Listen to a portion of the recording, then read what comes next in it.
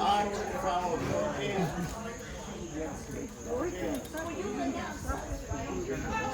Now you get to settle down and lie down.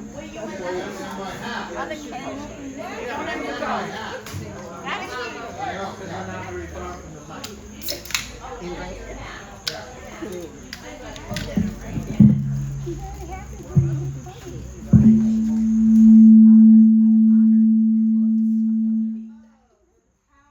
The aliens are here. Oh, I can hit you in the head.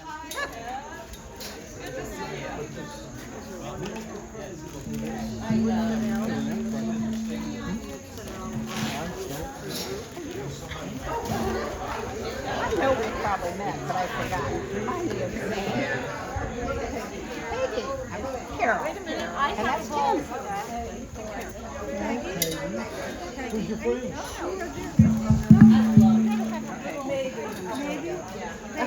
Okay, but it's all here.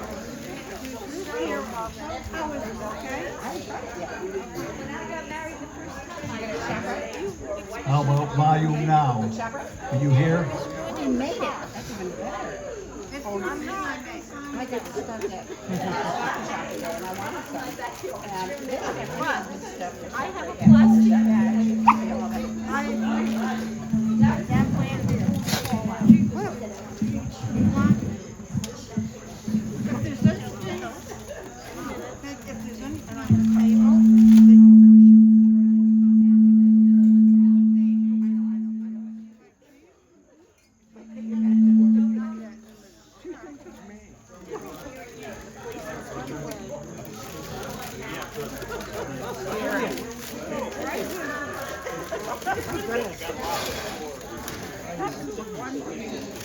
She rejected it. I tried to give her a cookie. Aren't they the most wonderful eyes?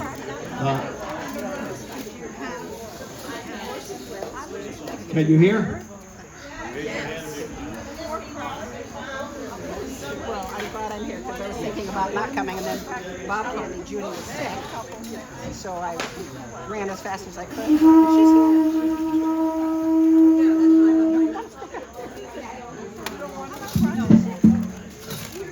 thank you everybody for being here.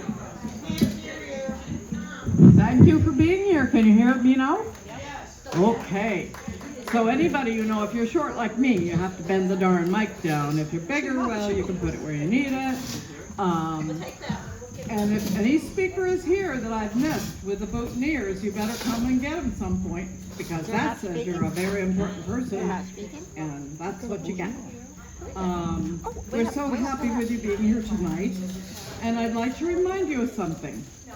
One very important person we don't have here tonight, because she's exhausted, is Kathleen Rudolph, because she wrote Pig Poodle Cafe. Tomorrow, the tickets for Pig Poodle, I can barely say it, Pig Poodle Cafe go on sale outside Sarah Hall in the activities building from, I think it's 9 to noon, isn't it? Am I right?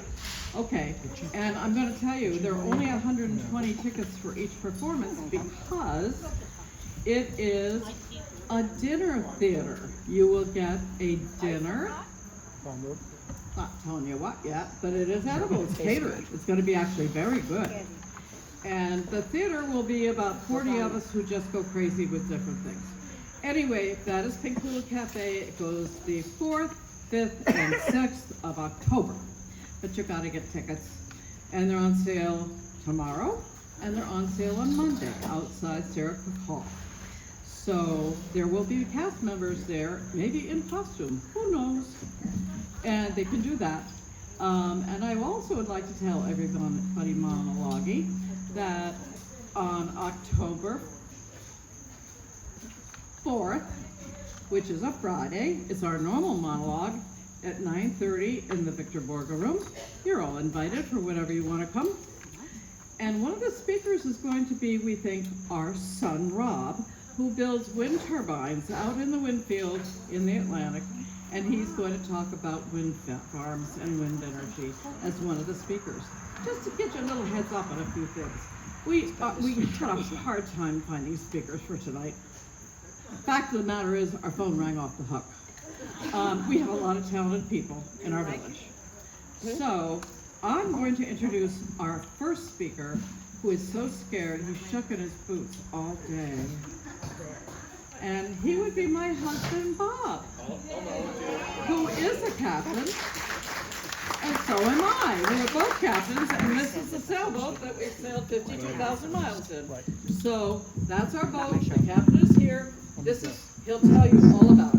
I had one thing that I was going to repeat, and then everyone, I got some comments that said, well, why tell that one again? Why don't you tell another one? So, my wife and I hung it up early. I retired at 60, and she was slightly younger. I won't tell you how it went with her. And we went, and we bought this boat and decided we're going to go sailing. And when the money runs out, we'll move to Heritage Village. No.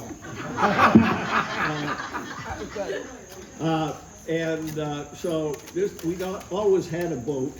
This was our fourth boat. You know, no one keeps the same one forever, and so forth. But we decided in the first year we would sail to the Exumas in the very southern tip of the Bahama Islands. And then we went back in 2005. I have a shirt that says 2005 because we accomplished a lot during that 2005 year. Now, if you understand, this is 1,800 miles from Chatham to the Georgetown Harbor, Elizabeth Harbor in Georgetown, Great Exuma.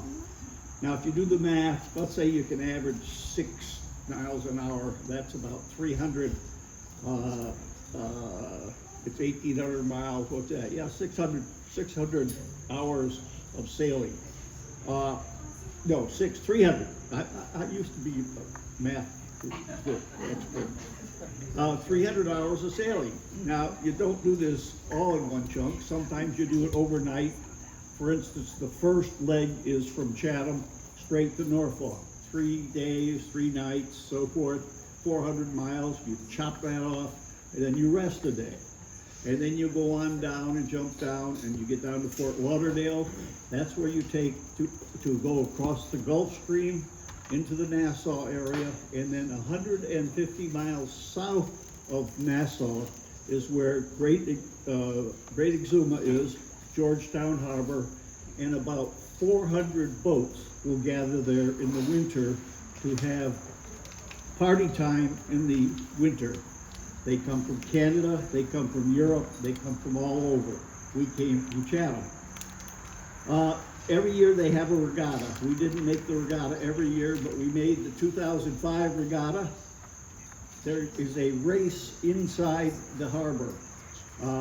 And you enter it and you get a class and an allotment of time. Now you understand that these are not racing boats, because you've got 3 weeks of food on board, you got extra fuel. This is not like the races that you hear about in when these go fast ones with carbon fiber this and carbon fiber that.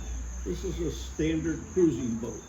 There were some bigger than ours, some that were, there was a 29-footer there that made it all the way from New Jersey. Anyway, the inner harbor race, you had to go around twice. And there are 2 prizes. One in your class, if you were first in your class, and the second was if you had the most fun. Okay, so when we crossed the starting line the first time, I had put some black tape on my white sweatshirt. I was the captain, and our crew, who had never raced before, they were from Canada, they stood there. She had a white shift on, and I pronounced them man and wife when we crossed the starting line. We went around one row of the course. When we crossed that line again, she was pregnant. Okay, a little bulge in the body and so forth. Okay, so we continued around the course, and when we crossed the finish line, she delivered a teddy bear. And so we got a bottle of rum, a big bottle of rum, and we were first in our class, so we also got a gift certificate to Exuma Market, which is the only food store in Georgetown. Okay, then there's one more race. You go around an island. It's called Stocking Island. It's probably a total of 20 miles around the island. You start off in class and so forth again. You work your way out, actually go out into Exuma Sound, which is deep water, very deep water, very windy, and everything like this.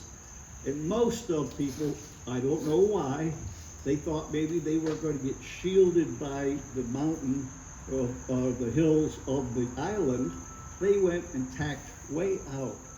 We said, no, that's not the way to go. Let's go inside. We went very close to land, and unbeknownst to them, there is a current that flows along with us. So when we got to the other end of the island, we were in first. And first, there was no choice. We were the first one to round that end of the island. And we started back down toward the finish line, about 5 miles in, and Judy's at the helm, and I'm trimming the sails, and she says, are they coming behind? I said, don't turn around. Don't turn around. She said, they must be there. I said, no, they're very, very far back. And we won that. We got another bottle of rum, so it was party time from then on. We sailed, as Judy said, probably about 50,000 miles in this boat, up and down the East Coast to see our grandchildren in the winter. It's a longer time, but sometimes not that much longer than going Route 95. So that was our sailing life. Unfortunately, it came to an end in 2018, and we sold the boat, and we are boatless right now, just filled with memories. That's Autumn Voyager, because she was the voyage to the bottom of our work. And I'm going to keep a picture of her. I'm just going to, you can pass it from table to table if you'd like. There you go. What was the name of your boat? Her name was Autumn. Autumn Voyager. And that was because it was the autumn of our life.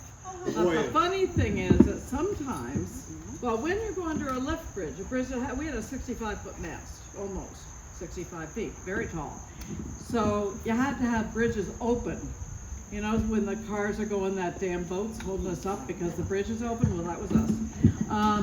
And the bridge tenders would say to us, we'd say, this is a sailboat Autumn Voyager. Good morning, bridge tender. And they would say, hello, Autumn Voyager.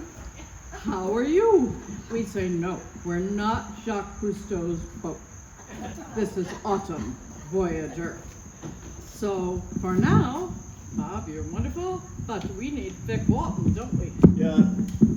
Somebody handed the leadership to this to me. He's been involved in monologues and has books of essays. Come on up and give him. He was the leader prior to Bob. Vic Walton. Thank you, Vic. I didn't have your bouquet on, but that's okay.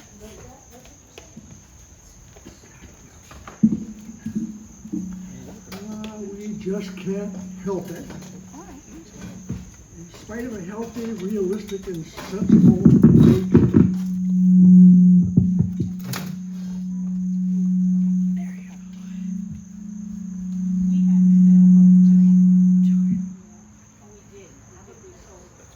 Are we okay? Yeah. Can you hear me back there? Let's start again.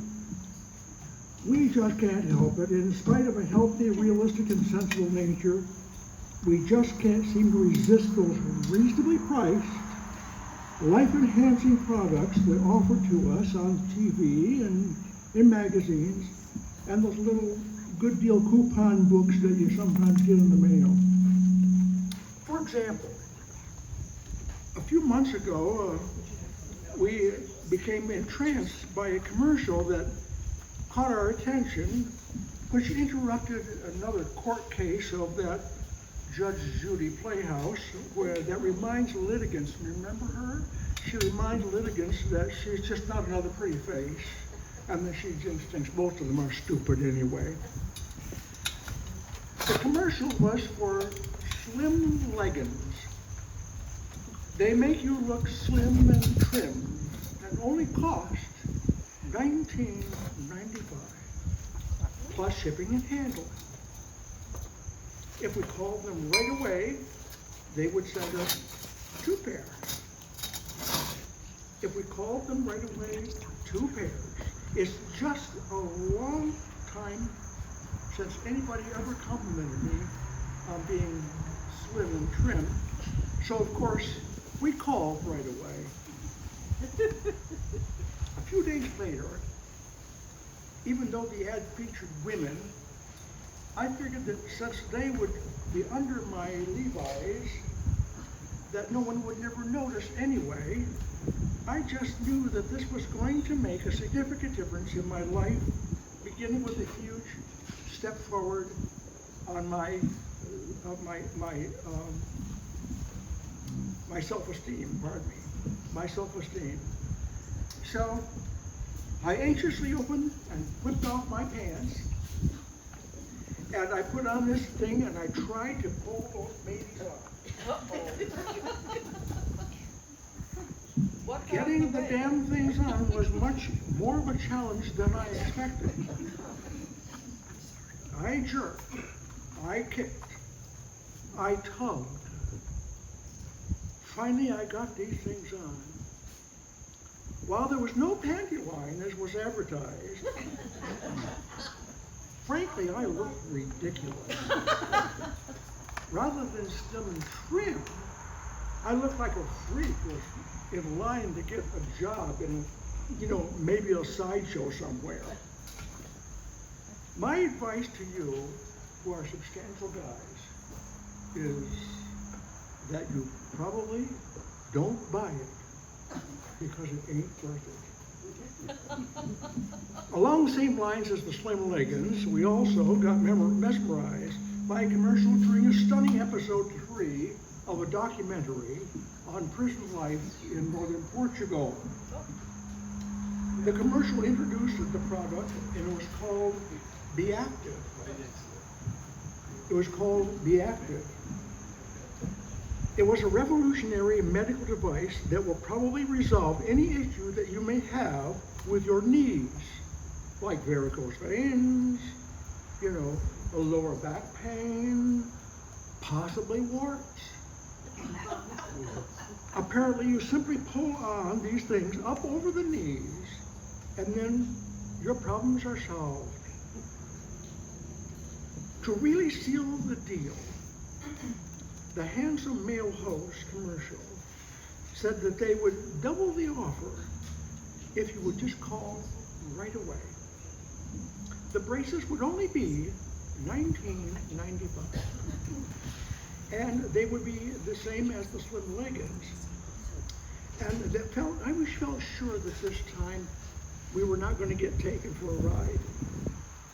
We put on the documentary on prison life on hold, and we made the call. A few days later, our braces arrived. Like when I was a kid getting a bicycle for the first time at Christmas, remember that? We were very, very excited about this whole thing. The package itself was obviously designed by the same diabolical Scrooge, who was intent on packaging and denying senior citizens of their life-saving medications. After a 10-minute battle with the packaging and each other, as we fought with each other about this, we finally got across the damn braces. We came across the damn braces.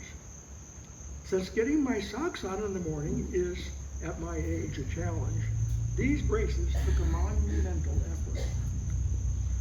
Pulling both of these braces up my legs and properly positioning them over my knees was no easy task.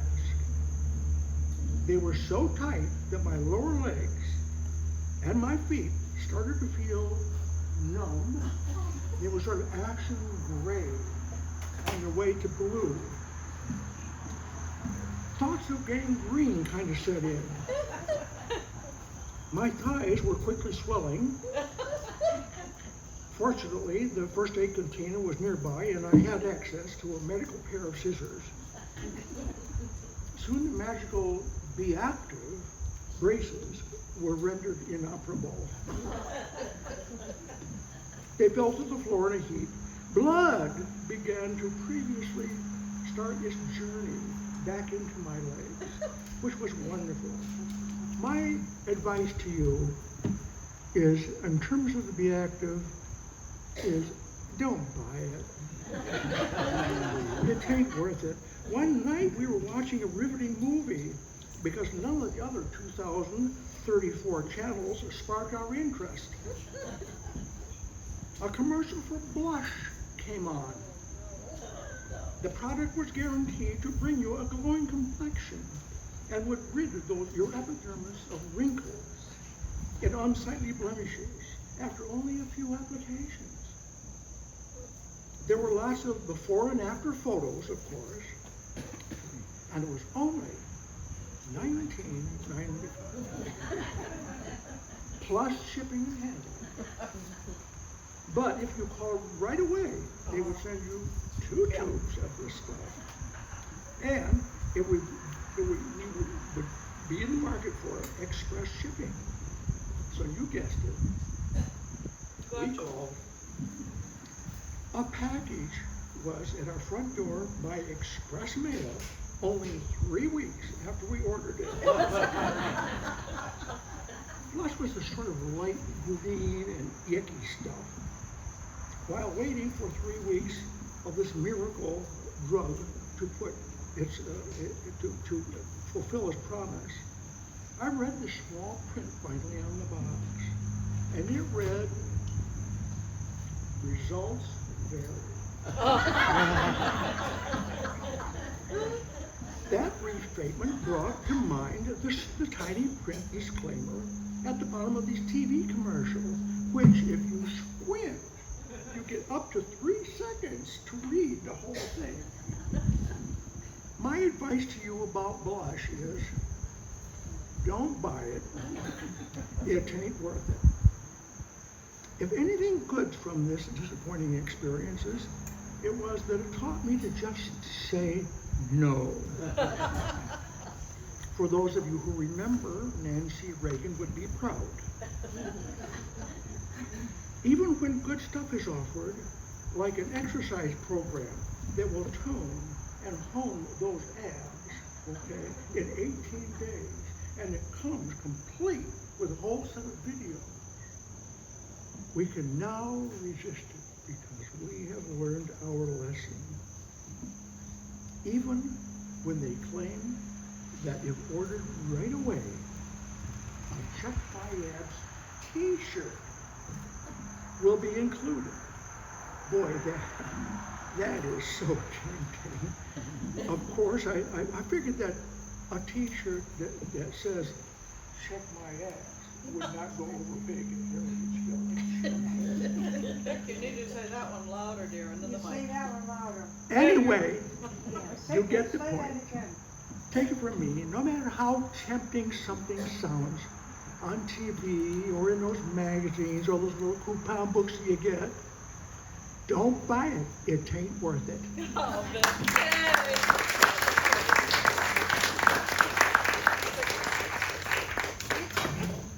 hang on to your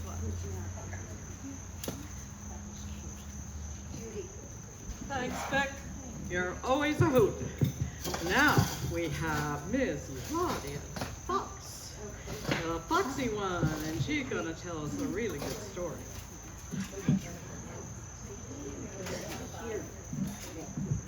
Okay, you talk right into the mic.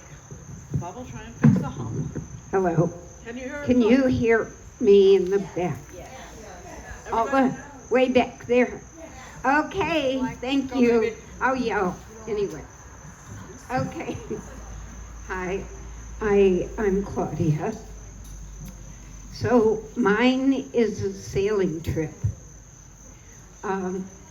Once I had a friend named Kathy. Kathy was a sailor and had just bought a 28-foot navy blue sailboat from someone in California and had it shipped across the country to St. Thomas. She and I knew each other from the single days in New York City. One day I got a call from her, and much to my surprise, she asked me to go on a 6-week sailing trip with her through the islands in the Caribbean. I told her I really had no experience sailing. As she was speaking, though, the thought crossed my mind, because I had left a job and was starting, that was in May, and I was starting a new one in September. So I thought, oh, this is a miracle. I have a way to spend the summer. So I did say to her, though, are you sure you want to do this with me? I don't know the first thing about sailing. Oh, she said, can you swim? I said, of course, I said. No problem. She said, I can teach you how to sail. It's really easy. I should have seen red flag, but no, I saw adventure. A few weeks later, we flew to St. Thomas and began our sailing trip. As we boarded the sailboat, I felt tinges of fear, but promptly dismissed them because I knew she was a sailor, and how hard could this be, really? The first thing she did was load the boat with bottles of wine. I thought it was a bit strange, especially since I don't drink, so I asked her, what about food? Oh, she said, we'll get some things along the way. Okay, I thought, well, that makes sense, but not even a can of soup. We boarded the boat with our little duffel bags filled with t-shirts, shorts, and bathing suits, and off we went. We motored out into the Caribbean, and it was breathtaking. The sun was shining brightly, making the waves glisten, but the water was a little bit rough. As we motored along, suddenly, out of the corner of my eye, I noticed that our dinghy had overturned, and I saw the paddles floating in the water, quickly disappearing from sight. We were clipping along, so I yelled, the dinghy! We lost the dinghy! Don't worry, I'll get it. I promptly ran to the edge of the boat and jumped overboard. I rounded up the oars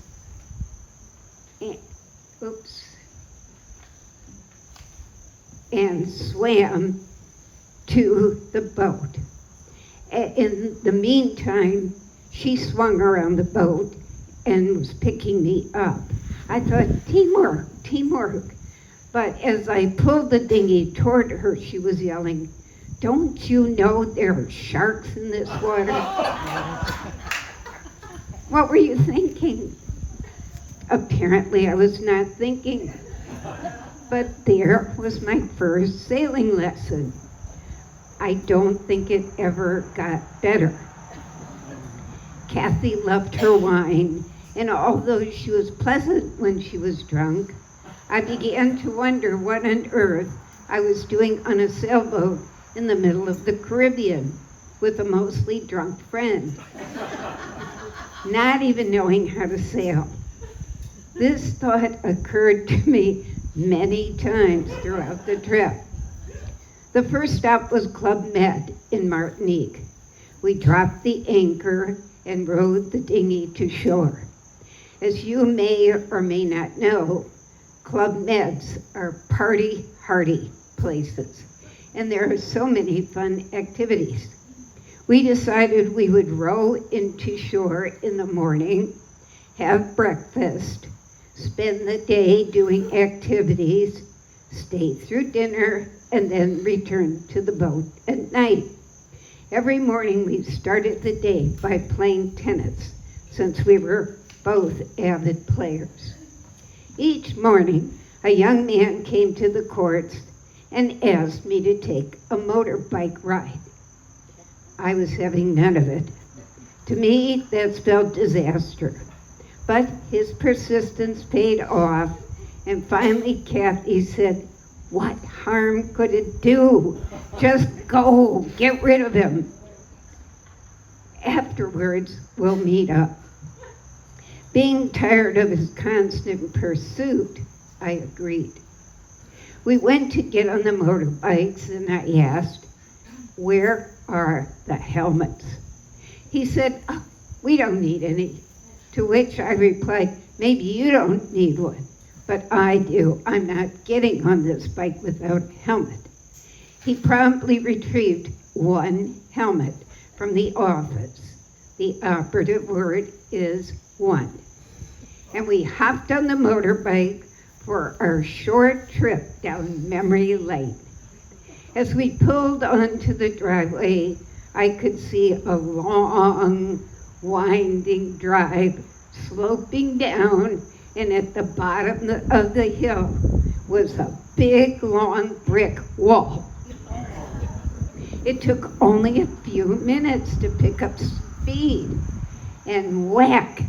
After hitting the brick wall and being thrown, we lay at the bottom of the hill next to one another.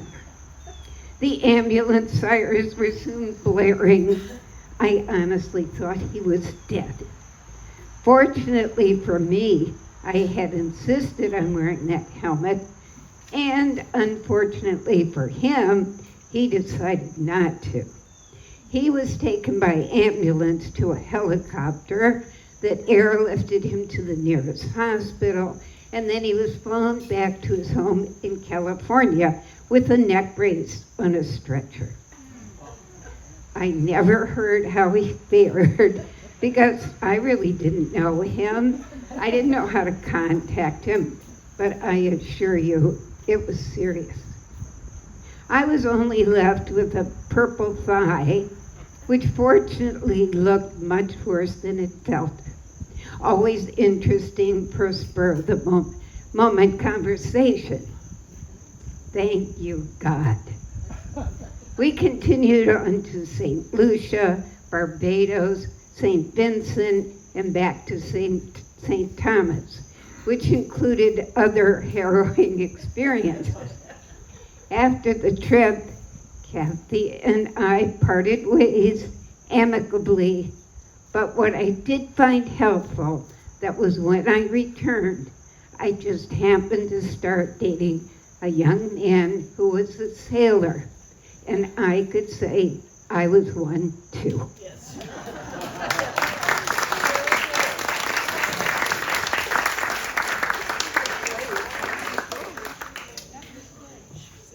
We never saw any sharks in our, we did see whales, we did see dolphin, lots of dolphin, things like that. Never any shark. Yes?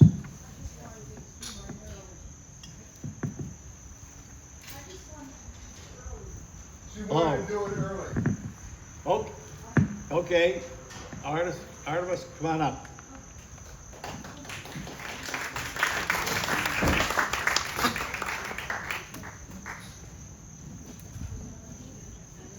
Well, he's not telling you. One time he swam onto the deep ocean. We were in a ship. Down just about a piece. And he passed a shark that was going to the other side. He was going to the other side. The shark was coming this way to the reef. Okay. Nice up here. Nice and crowded up here. How are you? You going to speak? No? Yeah. Okay, thank you very much. Okay, that was nice. Thank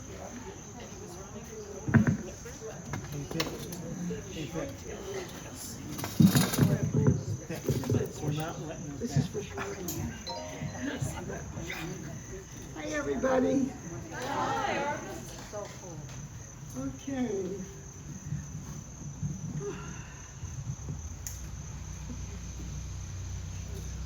Do you realize that the only time in our lives that we like to get old is when we are kids? If you're less than 10 years old, you're excited about aging and you think in fractions. How old are you, little boy? I'm 4.5. You're never 36.5. You're 4.5 going on 5. That's the key. So you get into your teens, now they can't hold you back. You jump to the next number, or even a few. How old are you, miss? I'm going to be 16, rather like 13. But hey, I'm going to be 16. And then the greatest day of your life, you become 21. Even the sound of it sounds like a ceremony. You become 21. But then you turn 30. What happened? It sounds like bad milk. It turned and you threw it out. You threw it out. So you become 21, you turn 30, then you're pushing 40. Whoa. Put on the brakes, it's slipping away. So before you know it, you reach 50. But wait, you made it to 60. You didn't think you would. So you become 21, you turn 30, you push 40, you reach 50, and you make it to 60. You built up so much speed that you hit 70. So after that, it's a day upon day thing. You hit Wednesday, then you get to your 80s, and it's just a complete cycle. You hit lunch, you turn 4:30, you reach bedtime, and it doesn't end there. Into the 90s, you start going backwards. Oh, I was just 92. Then a strange thing happens to you. You make it to 100. Yes. You become a little kid again. I'm 100.5. May you all live to be 100.5.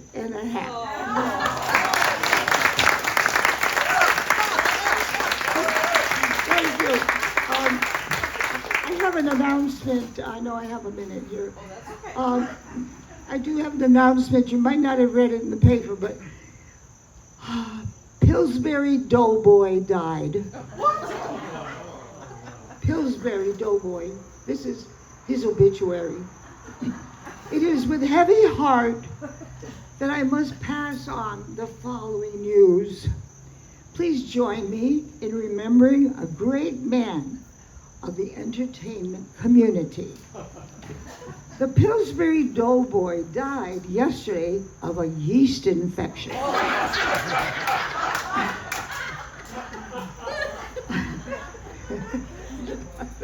You're making me laugh. And complications from being poked in the belly all the time. Doughboy was buried in a slightly greased coffin. So dozens of celebrated people turned out to pay their respects, including Mrs. Butterworth, Hungry Jack, Betty Crocker, and Captain Crunch. So, but Aunt Jemima, she delivered the eulogy, and the eulogy lovingly describing Doughboy as a man who never knew how much he was needed, spelled with a K. Spelled with a K. despite being a little flaky at times, he still, as a crusty old man, was considered a role model for millions. Doughboy is survived by his wife, Play-Doh. 2 children named John Doe and Jane Doe. Plus, he is also survived by his elderly father, Pop-Tart. The funeral will be held at 3:50 for 20 minutes.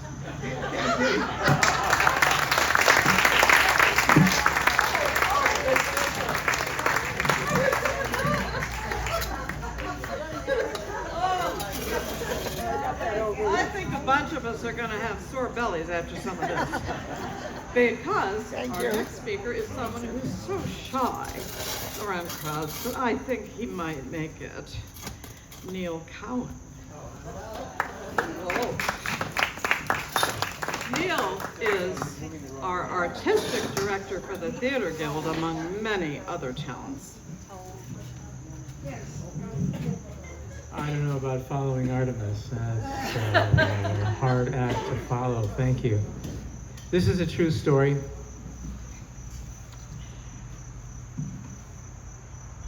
I'm a captive passenger in my own car by my own choice with a guy who's conducting an extended mugging. The attack took place on the day before my Christmas vacation.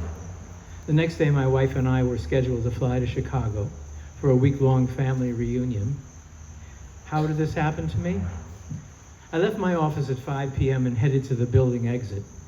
As I pushed open the door in the twilight and took a step down the pathway, a figure shot out from behind me, and a strong hand grabbed the back of my collar of my parka, lifting me up a few inches, while his other hand held a knife toward the side of my face.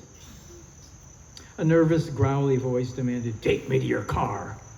And he began half dragging me down the path to the open parking lot. I was in total panic. Okay, take it easy. What do you want? Take me to your car. Where is it? He kept dragging me down the path to the lot, and I pointed to the brown Ford we were approaching. This is my car, but what do you want with it? Give me the keys. Why do you want my car? Now, that's a reasonable question, right? I mean, why would someone need to steal a car? Well, probably because he didn't have a car of his own. Surprisingly, he didn't seem disappointed in my 6-year-old 1978 Ford Granada. Give me the keys. So I dug them out of my pocket, but still holding them, I blurted without much thought, "If you take my car, how am I going to get home?" Why did I ask this? Well, I was concerned that his theft would impact my vacation. I didn't really know how this conundrum could be resolved. Did I expect him to drive me home and then steal my car? While still holding the knife near my head, he told me to unlock the car. I complied.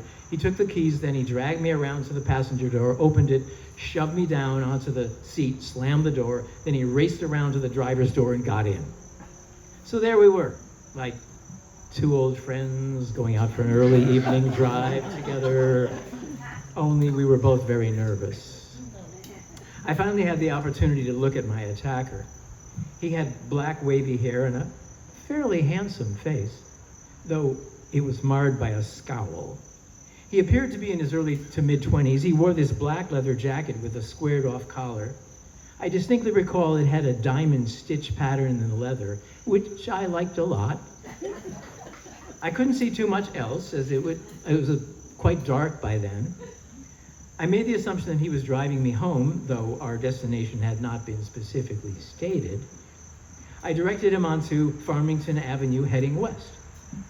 As we drove on, the knife became less of a threat for me, and I think for him too. I mean, he had to concentrate on his driving, while at the same time respond to my questions, which took additional processing. So, why do you need my car? I figured I had nothing to lose to get him talking. I need to drive up to Springfield tonight. Oh, the fact that he answered this question encouraged me to interview him further. What's up in Springfield? My girlfriend. She lives there, and I need to find out if she's been cheating on me. At that moment, despite the circumstances of our meeting, I realized that my attacker wasn't a hardened, experienced criminal, but a young, stupid, jealous man in love. So you think she's been cheating, huh? How do you know? I heard from a friend she's been seen with a guy she used to date, but I need to see for myself. How are you going to do that? I'm going to hang around her crib and spy on her. That seemed like a totally lame plan to me. What were the chances she'd be out with this other guy when my mugger buddy was around? Still, I didn't feel like I could challenge his strategy as he still had that knife. Besides, who am I? The guy's relationship coach? So I decided to change topic. When you first meet someone, you introduce yourself, right? And then they introduce themselves to you. Worth a try, right? My name is Neil. I didn't reach for a handshake, though. I'm Mario. Work like a charm. At that moment, I was so grateful for my master's in communications. I decided to go further. I work in the building where we met. I'm a booking agent. What do you do? Just because Mario mugged me and doesn't own a car doesn't mean he's unemployed, right? I work at Riverwoods Lumber in Windsor. Okay, now that I knew his name and where he worked, I had a few thoughts. One, he wasn't the sharpest tool in the toolbox. Two, when it came to criminal behavior, he was at the beginning of the learning curve. And three, maybe he was starting to trust me. You might be wondering why I was in that situation. I like to think that somehow we were destined to be together. Perhaps he thought he wanted an easy mark, but what he didn't know was that he needed someone to trust him. Maybe I needed the same. I recall asking myself this question: did I want to view his behavior as a criminal act or an ill-conceived, immature, and illegal act of a desperate lover? I saw that I had a choice. Now, I know many would say if he attacked and threatened me and wanted to steal my car, he's a criminal. End of story. But what good would it do to send a jealous lover to jail? What would he learn there? So as we were driving down Farmington Avenue to take me home, I guessed, I had an inspiration. I looked at the dashboard and then pointedly observed, Mario, if you're planning on driving to Springfield tonight, you won't make it with what's in the gas tank. He glanced down to check the gauge. The tank was barely a quarter full.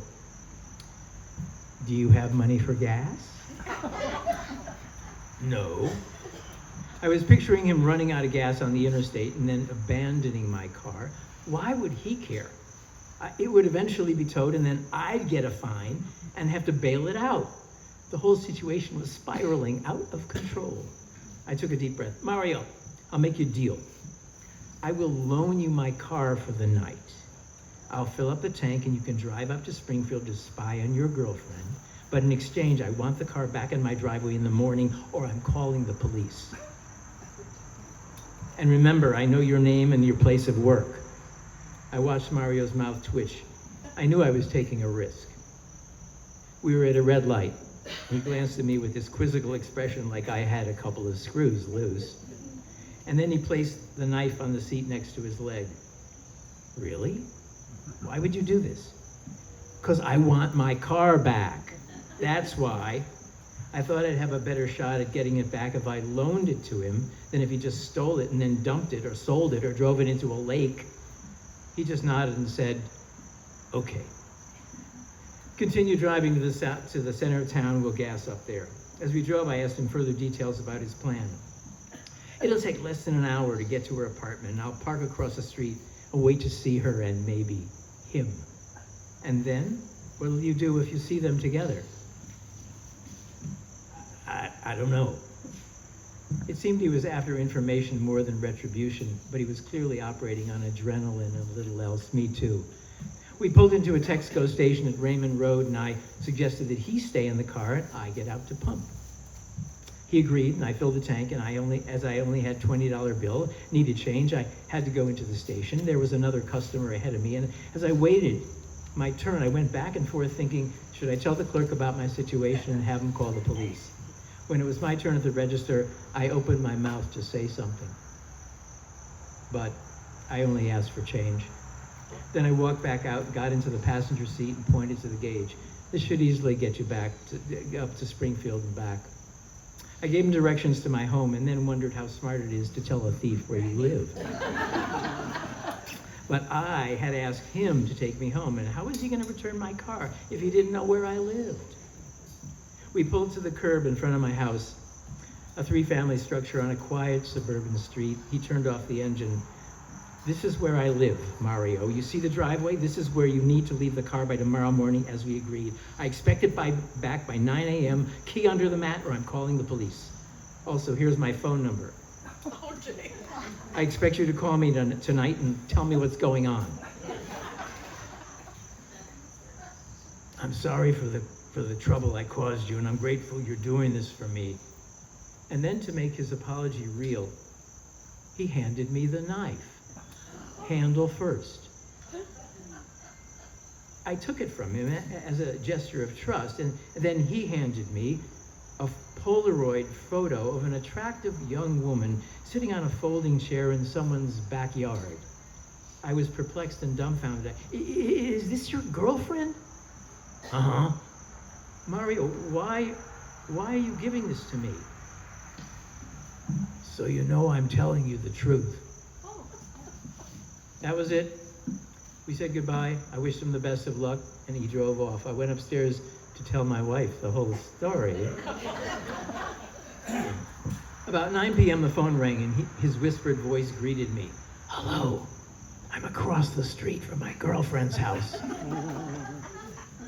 Okay, did you see her or him? Nothing so far. That was the whole conversation. I reminded him of our agreement, and we hung up. The next morning, we had a very early flight to Chicago, and on the plane, I was in a state of total anxiety. When we reached O'Hare Airport, I found a payphone, dialed my upstairs neighbor. Hi, Mike, is your neighbor Neil? Do me a favor and look out your window and tell me if my brown Ford is in the driveway. Sure, be happy to. An agonizing few seconds ensued. Yup, sitting there in front of your garage. When we returned to Chicago, the car was there, key under the mat, just as I had requested.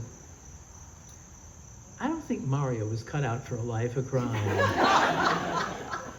I wonder how he's doing with his girlfriend.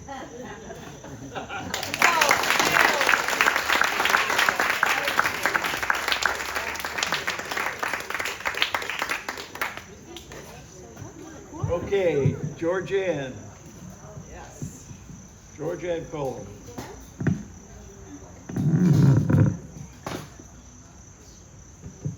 She's bringing her bag of tricks.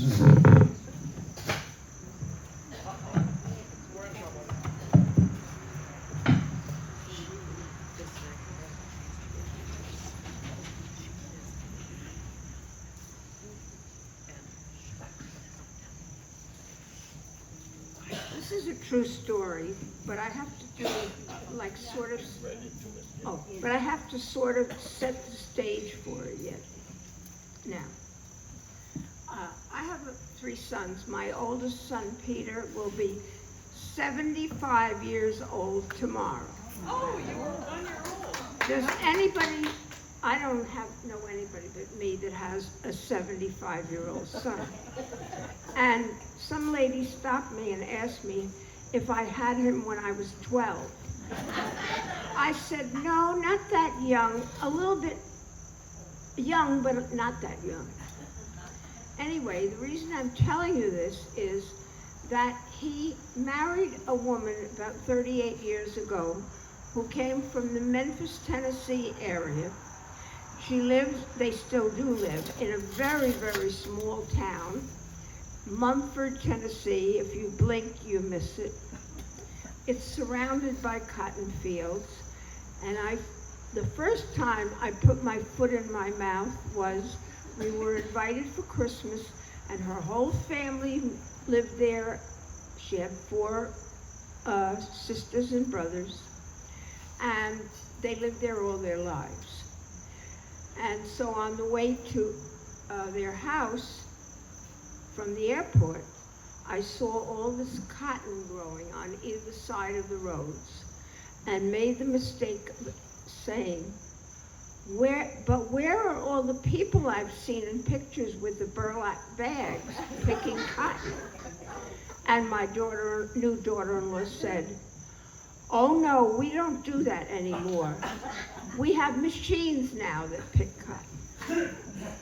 Okay, well, we were from New York, and they had never met anybody from New York before, and to them, New York was an alien nation with alien people.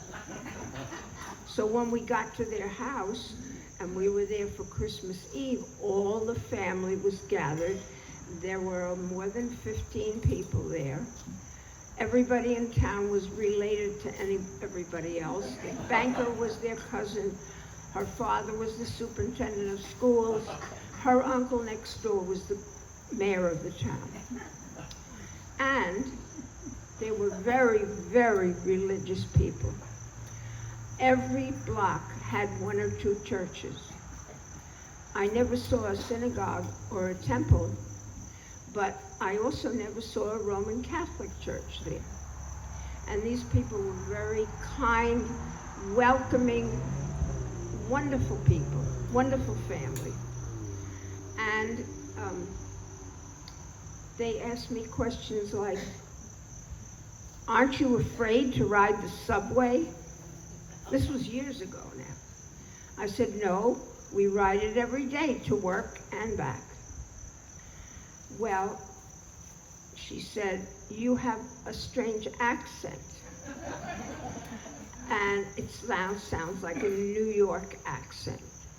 And I thought they had a Southern accent, you all. But anyway, that's the setting for this. So we were all gathered for Christmas Eve. And my story is entitled Socks, S-O-C-K-S. When I was about 12 years old, I hated having to wear socks and those clunky saddle shoes, the white shoes with the brown saddle with the laces. I couldn't wait to grow up and wear silk stockings and high heels.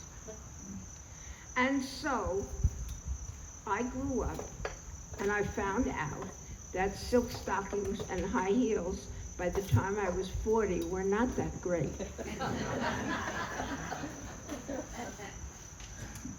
And I decided that socks were much, much better. And we were all sitting there Christmas Eve, and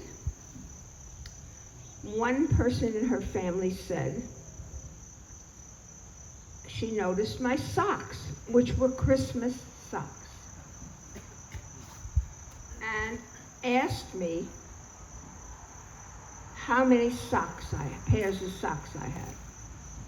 Now, I have collected lots and lots of socks. I have one pair that has bananas on it. I have one pair that has lobsters on it. I have many, many cat socks because I love cats.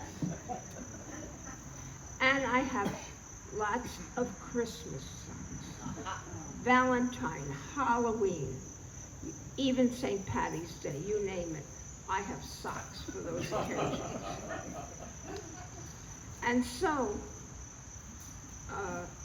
when we were at the house for Christmas Eve,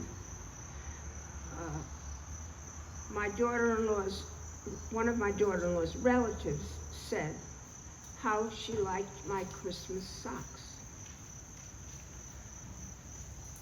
And then asked me how many pair I had. I thought for a minute, and then I replied, about 98 pair. Summer ones, winter ones, knee socks, ankle socks. And when they asked me this question, I don't know what went through my mind, because it came out, why do you have so many socks? And I said, because when I was young, I was sexually deprived. It has now become a family joke. Every time we went there for Christmas, unfortunately or fortunately, it has been repeated many times more than I want to remember. Now, I have been asked by Bob and several other people, if you give me a minute, to give you a recipe that I have given out at Monologues before. And if anyone would like a copy, just see me at another time.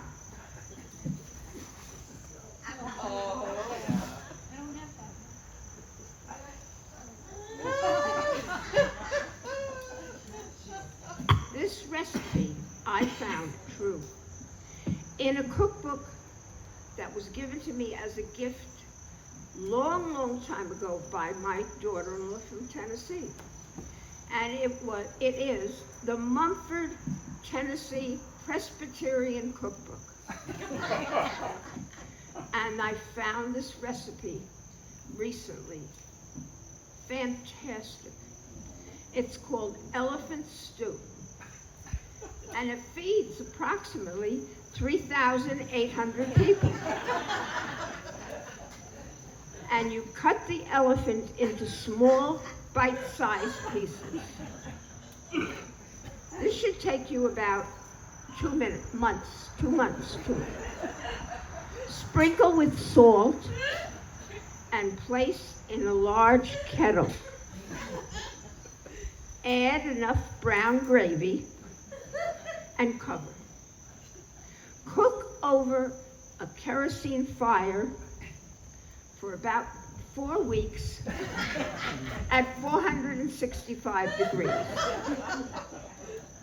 This will serve, as I said before, 3,800 people. Only make it if you have a big crowd coming. If more are expected, then 2 rabbits may be added. But do this only if necessary, as most people do not like to find hair, H-A-R-E, in their stew. Enjoy.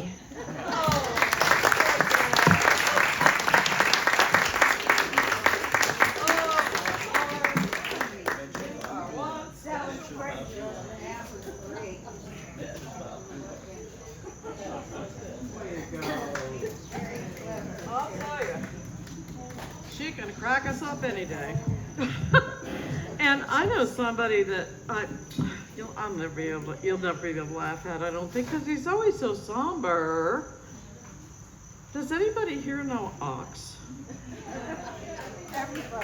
Everybody in Heritage Village knows Ox, but we all know he's so somber and he'd never make you laugh in a million years. Oh my Lord, look at that, here he is. Oh yeah, this ought to be good. That last one, because this is my hat. Oh, you pink poodle, you. Yeah. While I'm talking about my hat and Pink Poodle Cafe, there are a few people in the audience who are in the company. And I wonder if all of those people would stand up, please. Whoa.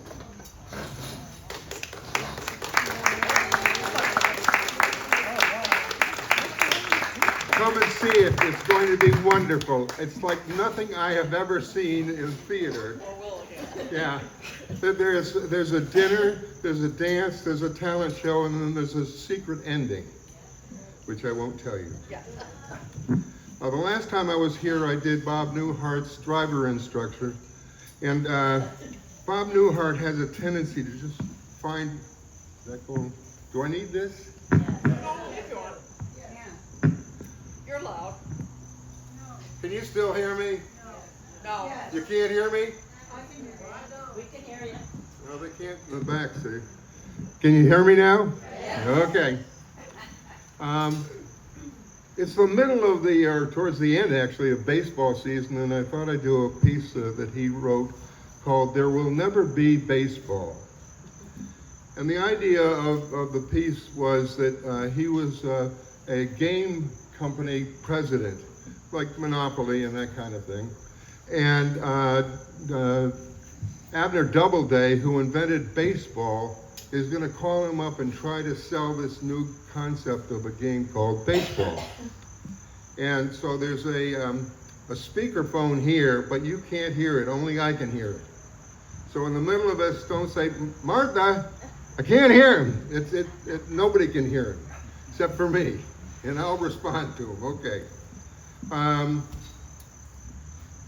Hello, yes, Mr. Doubleday, this is Bob Johnson of Ace Games.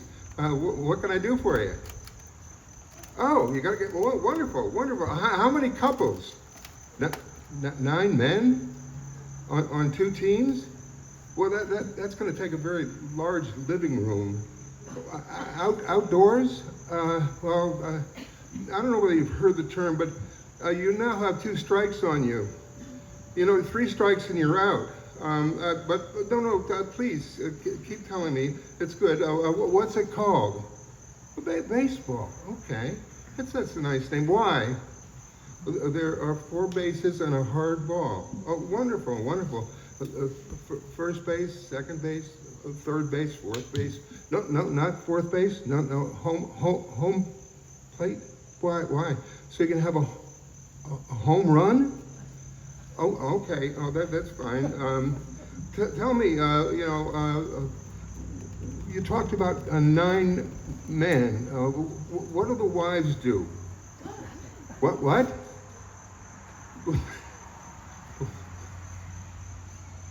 The wives play with soft balls? Do they object to that? You're not married, are you, Mr. Doubleday? What is the game like? Well, okay, a pitcher and a catcher, and the pitcher tosses the ball to the catcher, okay, and the catcher tosses the ball back to the pitcher, okay, and that's it? Oh no, a batter. Where'd he come from? Oh, that's right. There's another team. Yeah, he has a large wooden bat, and he stands between the pitcher and the catcher, and he tries to hit the ball.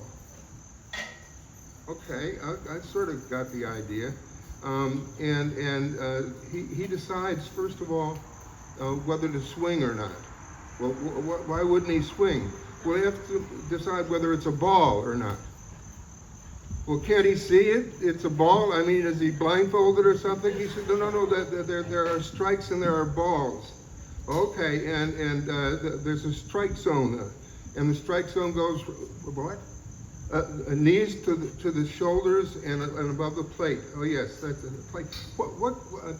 That plate you're talking about, is dinner plate or is that a dessert plate?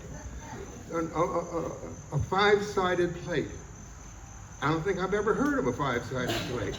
No, that's fine. That's fine. Yeah, this isn't April 1st, you know. No, I'm just kidding you. This is okay. Please keep on going. My wife thinks I have a really boring job. I can't wait to get home and tell her this is wonderful. Okay, now so he swings at and he misses. That's a strike. Okay, and he gets 3 strikes and the balls, and then 3 balls. No, 4 balls. Why 4 balls rather than 3 balls? Oh, no, nobody asked you that question before. Okay, well, we'll figure that out. And if he gets 4 balls, it's called a walk, and he takes his base. Where does he take his base to? I mean, walk to the base. Why don't you just say walk to the base? Okay, then they're foul balls. Oh, wait. Does it smell? Look funny? No. There are 2 lines that go diagonally out. Okay, and the bases form a diamond. Okay. You got your home thingy, and then one. And okay, I get that. And then they got the 2 lines, and at the end of the lines, they're what?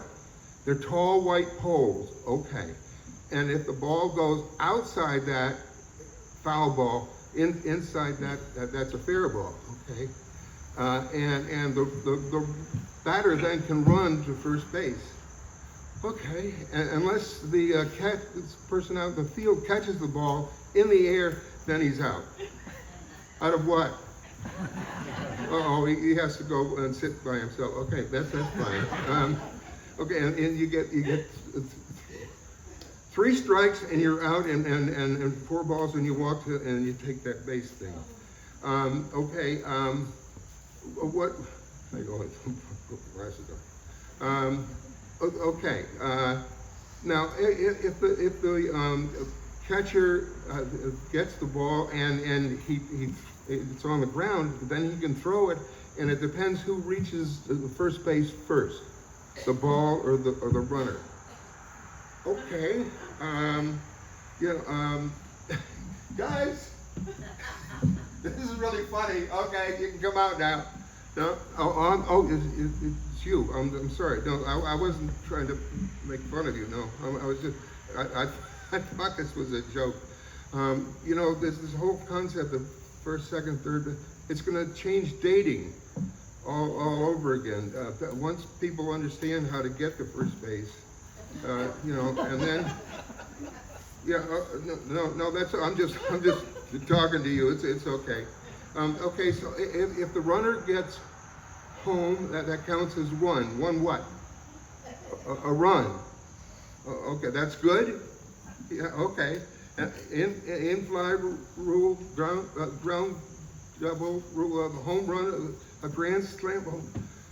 My mother-in-law thinks I'm even more boring than my mother, and I just can't wait to get home. So when is the game over? 9 innings? Okay. 3 strikes equals an out, and 3 outs is an inning. Okay, got it. And then the most runs at the end of the inning, that they win, unless it's a tie. What happened? Indefinite? The game can go on indefinitely? Well, but it doesn't. Okay, some team will finally win. Well, that's nice. Unless it rains. What happens if it rains? You call the game or you delay? Why? Sorry, Mr. Doubleday. You stopped it because of soggy balls. Okay, no, that's okay. What fans? We're fans. Stands is a stadium. Well, this is a very expensive game. What? They cheer and there's beer. Hot dogs and peanuts and Cracker Jacks, and then they go to the bathroom and more beer. Now, Mr. Doubleday, I got to tell you, this is the first part of baseball that makes any sense to me. I mean, you got possibilities here, but I'll tell you what. If you can come up with a game that 2 or 4 couples can come over and get smashed and then play, indoors where it's a man and a woman they're playing, and you've got a game like that, give me a holler, but make sure it doesn't have fair, foul, hard, soft, or soggy balls. And I'll tell you what, I hate to tell you this, but there will never be baseball.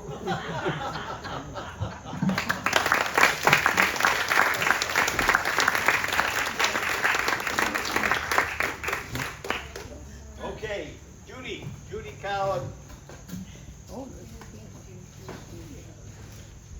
Got a lot of people here tonight. Yeah. Great.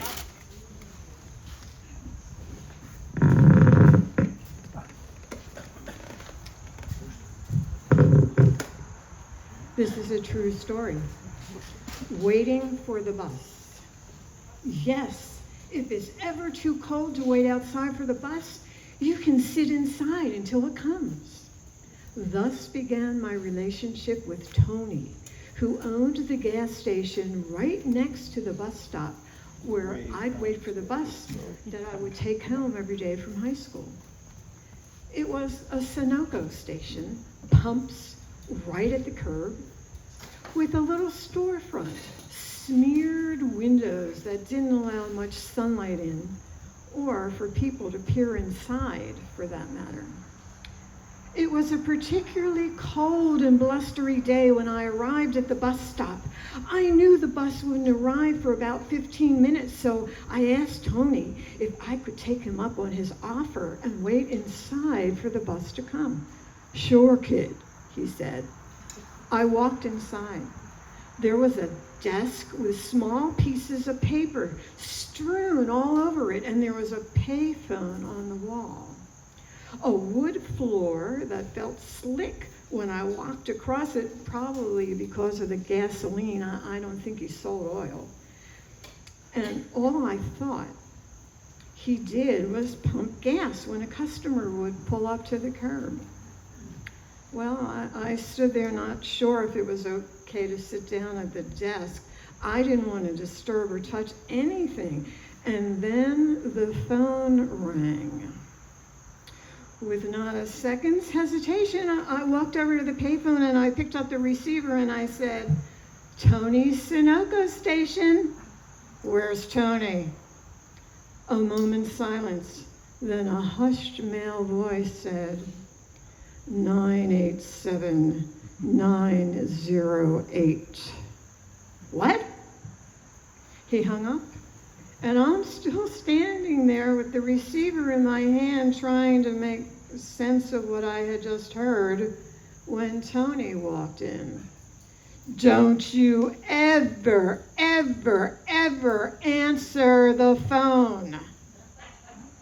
"Tony, I'm sorry, it was ringing and I thought I was doing a good thing by answering the phone. I'm sorry." I watched his face morph from anger to uncertainty. Can I trust this kid? There was maybe 2 feet between us and we were about eye level with one another. Tony was very short. And it felt like I was standing my ground, but not exactly sure what I was standing for. Finally, he took a deep breath and he exhaled more like a snort. Then he told me to sit down at the desk. My thoughts shifted from not wanting to miss the bus to not wanting Tony to be angry with me and banning me from the premises. "Kid, Judy, do you know what I do?" "You pump gas, Tony, and you offered me a warm, dry place to wait for the bus."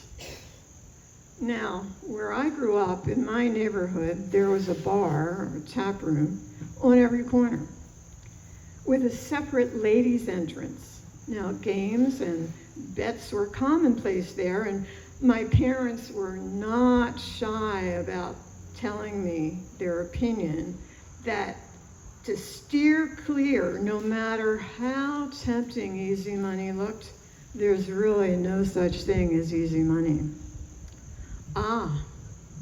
Tony ran numbers. "Yes, Tony, I know what that phone call was about." We continued to stare each other down when Tony asked, "Do you want to hear more?" And it was my turn to take a deep breath, but not snort. "Yes, Tony, I do." "Okay, kid, tomorrow we start with horse racing. Bet on the jockey, always the jockey. Now scoot, don't miss your bus."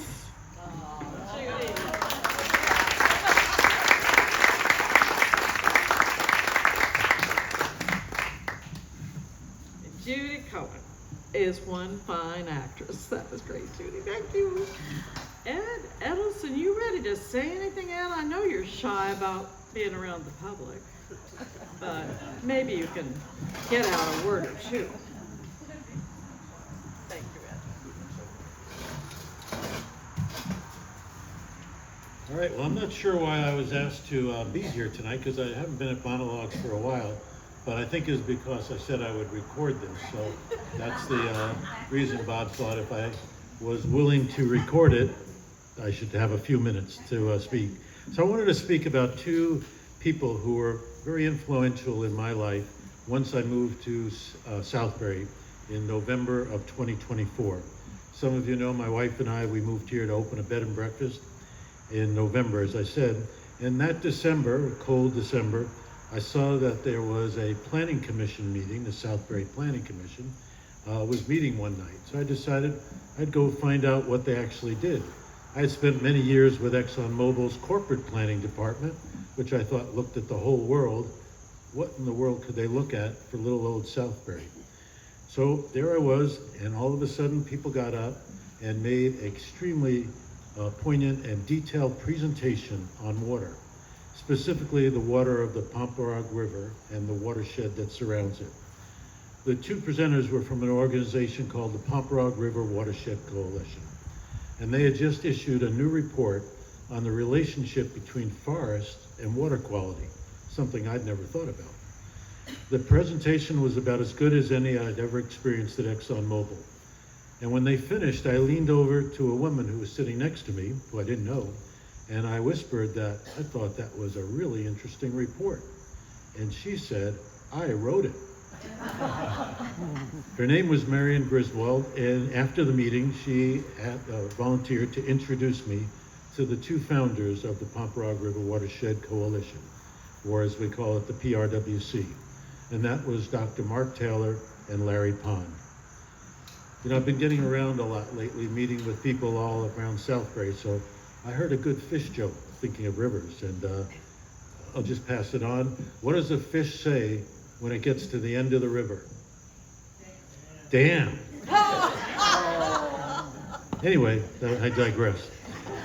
So I said I would be willing to volunteer for this nonprofit organization, and I spoke fondly of my skills at folding, stuffing, and sealing fundraising envelopes for nonprofit organizations. I knew my skill set, and they invited me to meet with them the next day at their offices that were at that time at the Audubon Center at the bend of the river. And when I got there, they almost immediately asked me to be in charge of development. Since I had no idea what it meant to be in charge of development, I said yes. And they obviously were not impressed with my envelope stuffing ability. Development meant fundraising, one of the things I hate the most to do. But with that, the next 20 years in Southbury took an unexpected turn for me. Actually, many turns because of that one meeting. So I want to talk about these two gentlemen. Dr. Taylor was one of the Southbury's first medical doctors.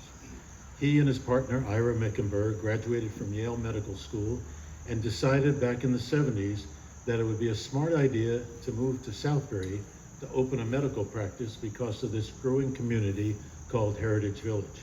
And at that time, there were very few doctors here. Most people went back to New York City if they needed a doctor. The original office of the Southbury Medical Associates, most of you probably know. We call it Leo's. That was their office. It was one of the few buildings here at that time. Mark's specialty was the liver. Over time, Mark became an environmental advocate who believed fiercely that policy should be based on sound science. He studied and became nationally known, especially for his advocacy regarding protecting rivers. As we would say, Mark went from being a liver doctor to a river doctor. And he not only taught me about rivers and water, but he was my entree to the political world of Connecticut, and even when we would go down to Washington, D.C.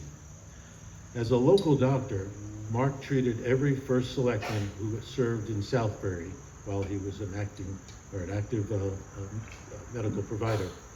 When I told him I wanted to run for first selectman, he immediately said that as a friend and a doctor, he advised against it. Maybe I should have listened. Unfortunately, very soon after I was elected, Mark died. One of the great honors of my life was to be asked by his wife to speak at his memorial service. The service was over here at the Heritage Hotel. Over 300 people attended. The other two speakers were Mark's son-in-law, a nationally known environmental photographer, and Senator Chris Murphy. Larry Pond came to this area a little bit differently, so I have to back up a generation. Larry's father came from a long line of prominent New York lawyers, generation after generation. However, when Larry's father turned 18, World War I had broken out and he enlisted. One reason he enlisted was that he thought it would be really cool to learn how to fly. And that was the very beginning of the Signal Corps and flying, not the way we think of flying today. Well, he made it through the war, and when he came back from being in the Army, he immediately told his parents he was not interested in the law. He wanted to fly. There were not that many opportunities in 1920 to fly, and so the only job he could get was flying for the United States Postal Service from New York to Boston, and from Boston to New York. And one day when he was flying and going over basically the Woodbury area, he had engine trouble. And he had to make an emergency landing in a field in Woodbury at the top of what we call Good Hill. And if you go there now, you'll see that it is known as the Good Hill International Airport. But it wasn't an airport at that time. But the farmer was extremely excited to see an airplane land in his field back in the early 1920s. Well, it's not that easy to get an airplane fixed in Woodbury in 1920. And so it took quite a while for Larry's father to go back and forth, trying to get the right parts to fix the engine and get it to the point where he could take off. And in the process, he became quite friendly with the farmer and learned that the farmer wanted to retire, but nobody in his family wanted to continue farming. And with that, Larry's father said, "I'll buy it." And that's how the Pond family came to Woodbury.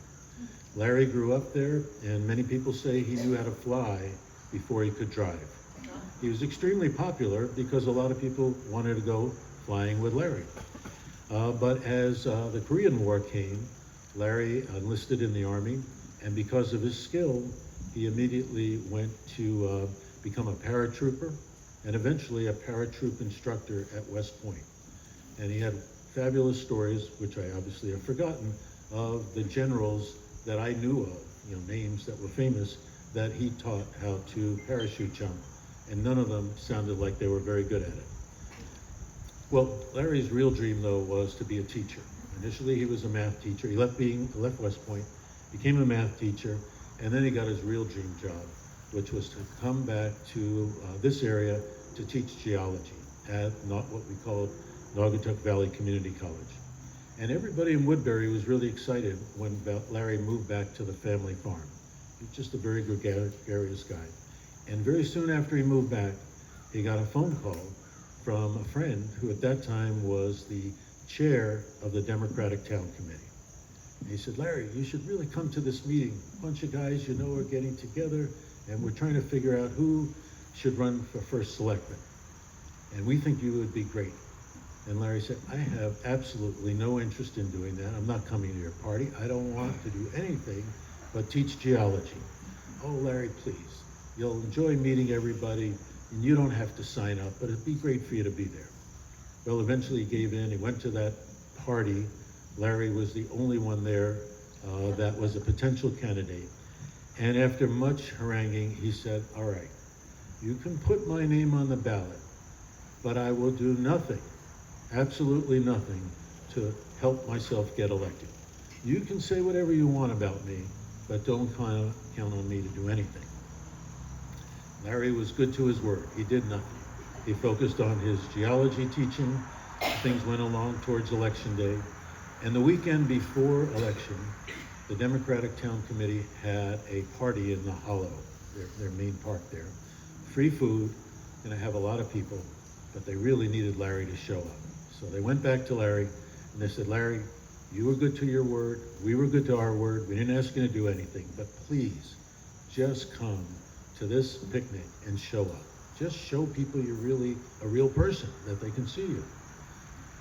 Finally, Larry agreed. So he's supposed to be there at 1 o'clock that Saturday afternoon. And everybody is there. Everybody's having their hot dogs and their soda, and it's 1:45. There's no sign of Larry. Larry's supposed to be there to speak at 1. 10 minutes to 1. And we didn't have cell phones back, well, they didn't have cell phones back then to call him up, see if he'd slept late. They had no idea where he was. 5 minutes to 1, still no Larry. 1 o'clock comes around, they start to hear a strange sound. Everybody's looking around, what could this sound be? And they look up, and there's a plane coming across. And then the next thing they see is somebody jump out of the plane. And the next thing is Larry parachutes right down about 10 feet from the podium, takes off his gear, walks up there. Who knows what he said? The people of Woodbury were just blown away that something like this had happened in their town. And with that, Larry went home and went back to teaching. The following Tuesday night, election night, Larry didn't even go to find out the results. He was working to grade papers, and he got a phone call.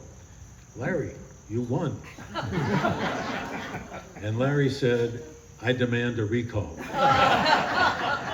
And Larry went on to serve 4 terms in Woodbury, and for many people who remember him, he's the most beloved first selectman that ever served in Woodbury. Thank you.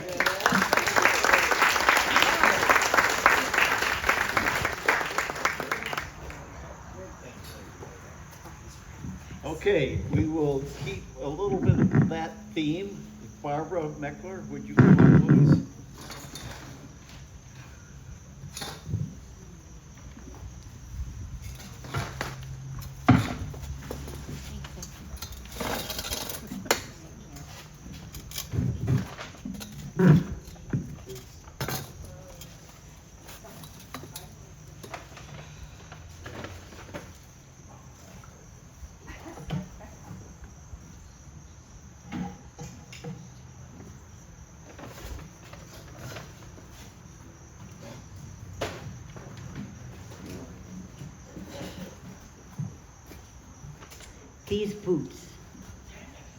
These boots completed the uniform of this 19-year-old college freshman who joined the United States Army Air Corps in 1942, completed navigator training at Biggs Field in Texas, and flew with his B-24 Liberator crew from Kansas through Newfoundland, the Azores, and Tunisia, finally landing at an air base in Spinazzola, Italy, on July 5th, 1944. Wool socks clad the feet of this navigator as he slipped into these boots just after midnight on Friday, July 7th, 1944, 2 days after his arrival. Awakened early, he was informed that he and the co-pilot of his plane would be substitute airmen on a bombing raid to Blechhammer, Germany. The mission, his first and last, began in the pre-dawn hours and ended when their B-24 crashed in Yugoslavia after bombing their target, a German oil refinery. These boots minimally cushioned the landing of this airman, enshrouded by his parachute. Fortunately, the boots of all the airmen landed safely, some able to escape enemy territory through the assistance of friendly partisans. Others, like the owner of these boots, weren't so fortunate. He was captured by Nazi sympathizers, held for 2 nights in a Budapest jail, and went to Stalag Luft III in Germany as a prisoner of war, arriving on the 10th of July, 1944. Who could imagine his parents' anguish at being notified via Western Union telegram in mid-July their son was missing in action, and waiting 2 months to hear he was a prisoner of war.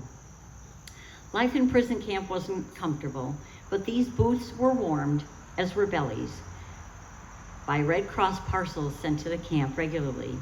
Parcels contained, in part, 1 pound of can of powdered milk, 10 assorted cookies, oleo, margarine, sugar, Kraft cheese, 4-ounce can of coffee, chocolate bars, 1 pound of Spam, and 5 packages of cigarettes.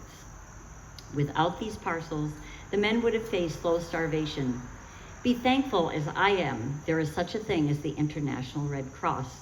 Contribute freely and tell others to do the same, he wrote to his worried parents on the 8th of August, 1944. They received the letter on December 22nd, more than 4 months after it was written.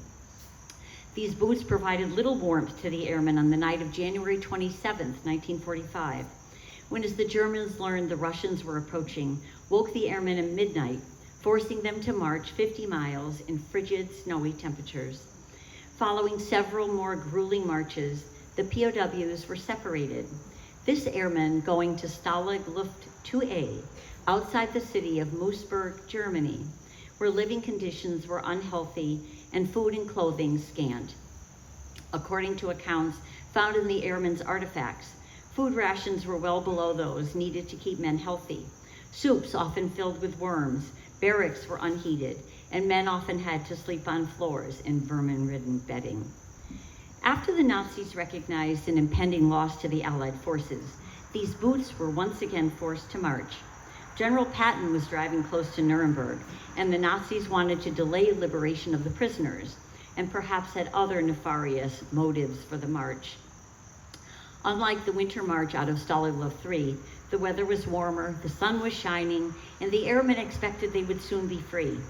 There was little to pack, however, as there were no extra clothes to wear and very little food to divide.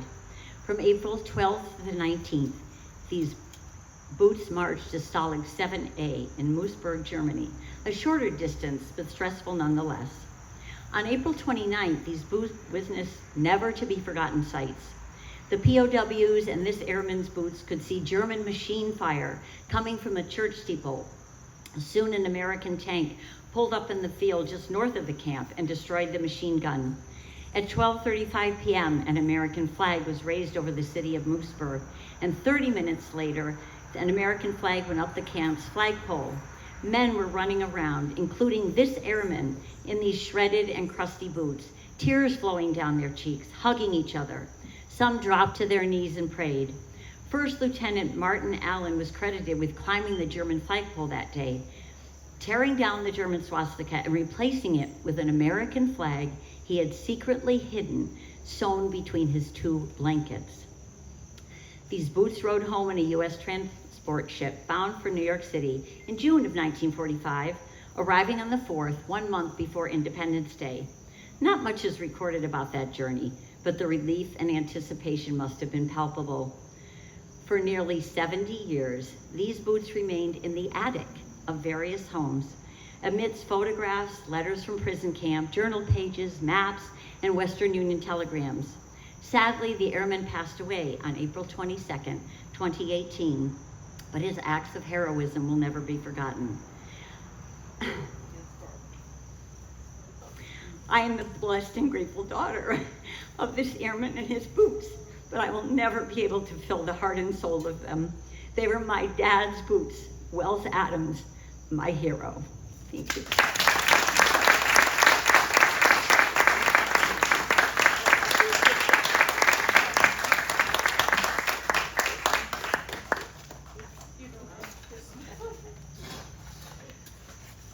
Oh my. That's one of the hardest things for Barbara Meckler to do, to tell her proud story of her dad. Yeah. And every time I hear it, I know she's struggling to hold back those tears, but she's so proud of what her dad did, and so are we. First time I ever heard that, she did that for Monologues on D-Day. Good going, Barbara. Nina, where are you? There you are. You are hiding. Nina'd like to share with you a story that I understand doesn't have anything to do with its title. No. Sort of. No, it's a metaphor. Yeah, I know. It's a metaphor. Oh, it's a metaphor. Okay. It's called Two Ships in the Night. In June 9th, can you hear me? No, go close to the mic. Right in the mic. How about now? In June 2021, my favorite brother-in-law was to be posthumously given an award in his honor in Park Slope, Brooklyn, where he and my husband grew up. I had moved to Southbury from Norwalk after a few months before, and now I was 90 miles away from Park Slope. I decided to drive an hour to Westport, leave my car at the train station, and then take Metro North to Grand Central, and then the subway to Park Slope. I knew it was going to be a really long 3-hour trip from home, so I planned to stay with a friend in Norwalk that night and drive to Southbury the next day. The ceremony was bittersweet, and I enjoyed spending time with my in-laws. Later, we said our goodbyes and I hopped on the subway. I got to Grand Central about 9 and boarded the train. I relaxed and read my book, knowing I didn't have to pay attention to the conductor's announcements. The platform at Westport is very long so that the doors in every car open at that stop. I sat in the last car so I would have a shorter walk to where I parked my car. As we pulled into Westport at 10:30, I walked to the last door and joined the 3 people waiting there. The train stopped and we waited for the doors to open and waited. The train pulled out of the station and we panicked and ran through the cars until we reached the conductor. She explained she had announced that only the first 3 cars would open at Westport because work was being done on the inside track. The next stop was Green's Farms, which really is a whistle stop. No little building and no taxis waiting. The young couple in our group headed for the stairs and walked away. I was trying to decide what to do. The friend I was staying with would be well into her 2nd glass of Pinot Grigio by now. Half my other friends can't drive at night, and the others who had to get up early for work would be really annoyed if I called. As I'm writing this, I'm thinking, I didn't have an Uber app. I guess most people did back then, but I didn't. The 3rd person was a young college girl who asked if she could borrow my phone because hers had died. Of course, I said. Kira was her name, and she was calling her boyfriend Timmy was meeting her at Westport. I asked if he could take me back to Westport so I could get my car, and she said sure. She called her mother in California to get his number. Kira explained what had happened and asked for Timmy's number. Her mother said something, then Kira explained again that her phone had died and she needed Timmy's number. Her mother spoke again and Kira said, "Mom, would you just fucking give me Timmy's number?" So then Kira called Timmy, who had gone home to wait to hear from her. And yes, he'd drive me back to Westport. I suggested she call her mother back so she wouldn't worry. She did. And then I said, "You say fuck to your mother?" Kira shrugged and said, "Yeah, we have that kind of relationship." Now, while I'm asking her that, I'm wondering if she thought I was cool because I said fuck. While we were waiting, she talked about the summer internship she would be doing in Manhattan, at a company in Manhattan. We agreed it was much better to do it in person with a mentor and colleagues rather than remotely. I enjoyed talking with her. Timmy arrived and then we drove to get my car, laughing and talking. It was so much fun being with them. I thought I would like to ask Kira to meet me for coffee sometime, but I didn't. I think this was one of those magical moments that happens when you meet someone you really connect with, and best left at that.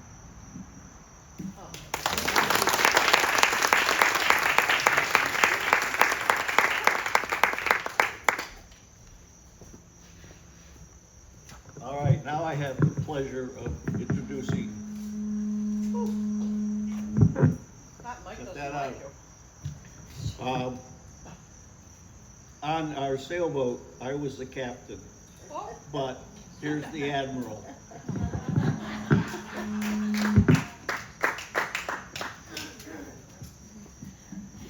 The truth is the truth. And I'd just like to share a quick little story with you from our sailing time. And if you get a little chance after we finish talking, there are some pictures over there.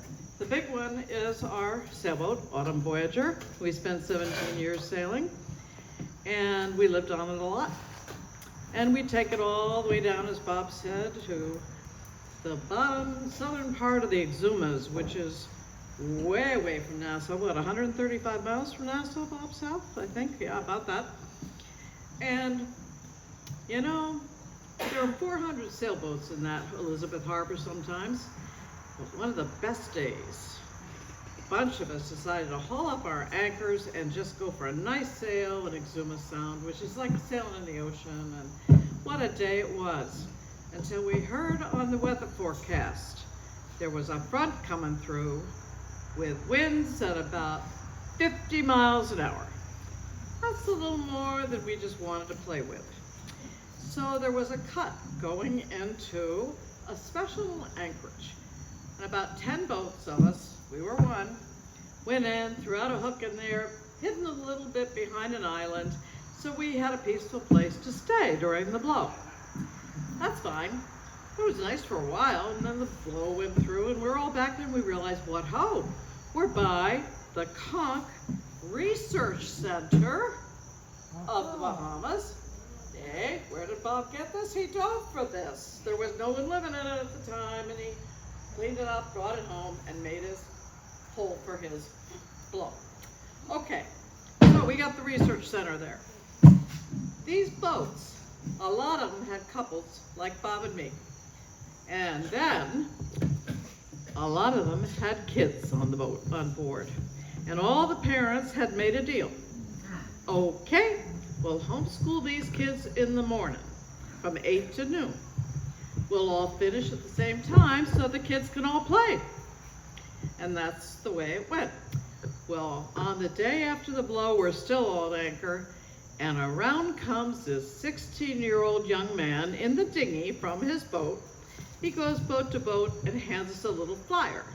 It says he had to write an essay about doing a good work for the community.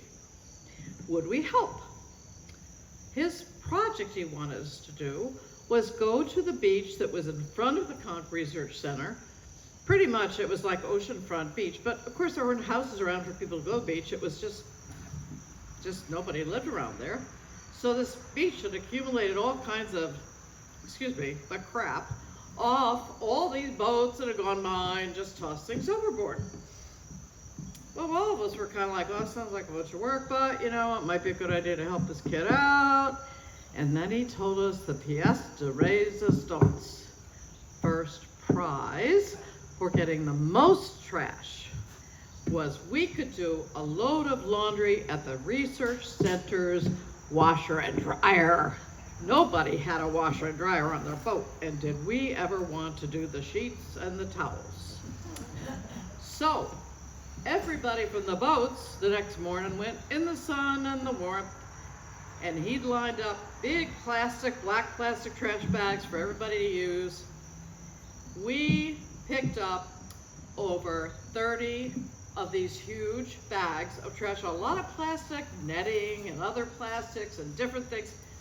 Well, he not only had a prize for us if we got the most trash, but he had a prize for somebody who got the most unusual trash, the funniest trash, the trash from the furthest distance. We happened to find a G.I. Joe that somebody had lost overboard, probably a kid playing with his boat or his GI stuff as he was sailing by, who knew? So that was how this went down in the Bahamas when Bob and I were there a lot. There was sailing, there was a lot of fun. There were neighborhoods, just like we all live in neighborhoods. It was like we were at Sand Dollar Beach when we were down in Elizabeth Harbor. It was like living in condo 5 or 6, you know? I mean, we were about, I don't know, what, 15 other boats with us? And everybody knew everybody. You had to go, transportation was your dinghy if you wanted to go to another boat. And of course, we all had radios, one to another. And supper time, somebody get on the radio and go, attention all. Anybody know where our daughter Suzanne is? Oh yeah, she's over here on, whatever. The Whole Enchilada was the name of another boat. Okay, send her home by dinghy, will you please? So we love being with the young people, the children, who, I just want to tell you one last thing. From the little kids who are elementary school age to the teenage high schoolers. They all got along together, climbed trees, played volleyball, invented games, played in the beach, but they were one. It wasn't like, oh, I'm a junior and you're a freshman. Nah. They were all just butts who went sailing. And that's what we did. Thank you.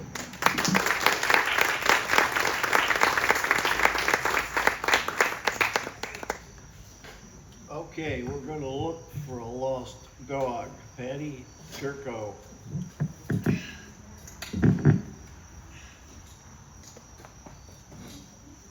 Water. Oh, that lost dog's right over there. Doesn't quite look the same.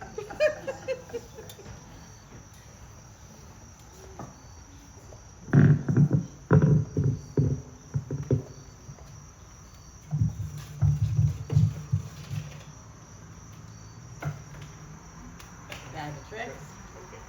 Push that back down there, little Patty. Okay. There you go. Hello, everyone. This is a true story.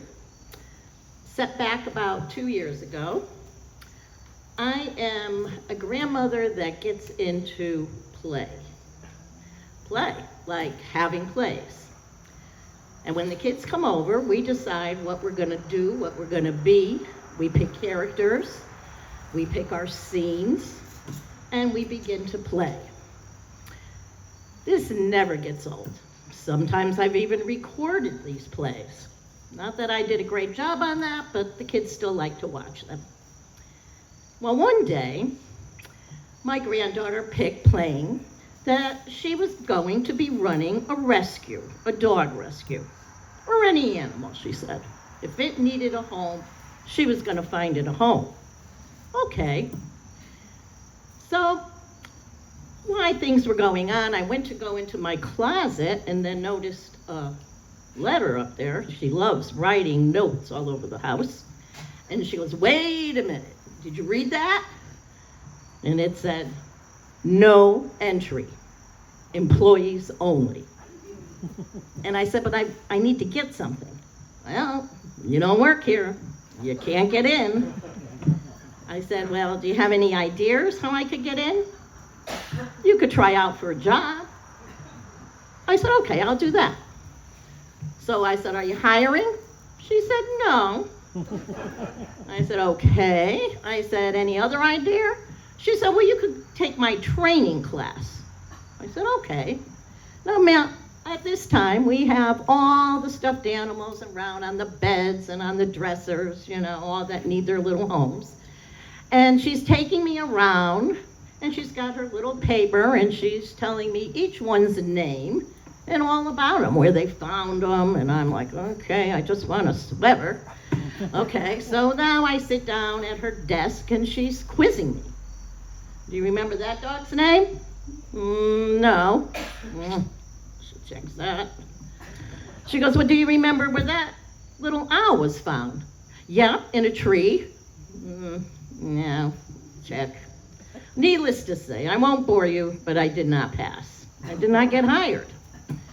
So Milo, my grandson, was working there, so I got him in the hallway and I asked him to go in and get me a sweater out of the closet, which he did. So as the day goes on and we're playing, we're tidying up, and I noticed that there is another note in my hallway tacked up to my wall. Should have got this up first, huh?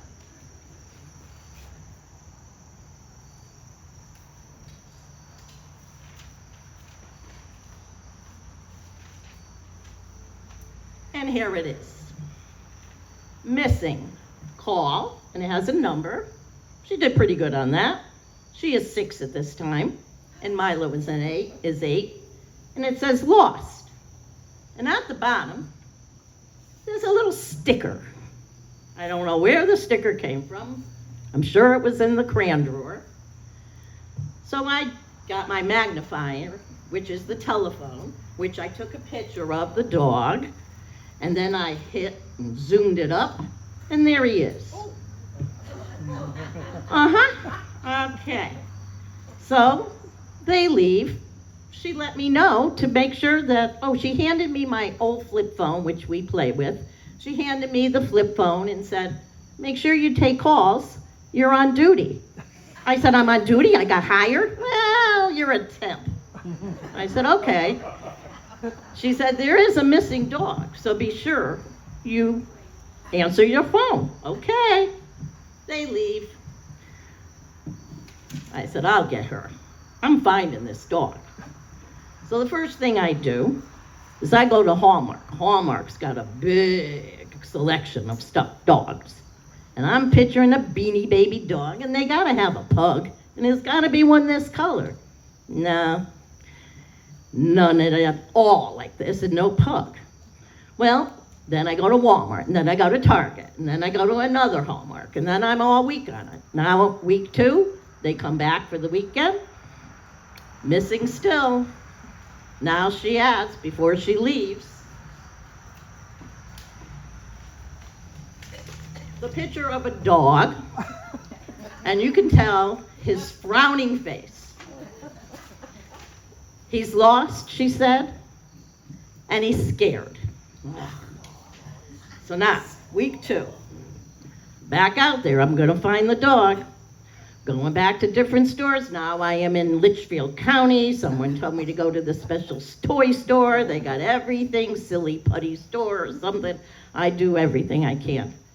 But something, the next couple days, told me, go back to the Hallmark store over here by TJ and Maxx. Try it again. And I go in. And we find,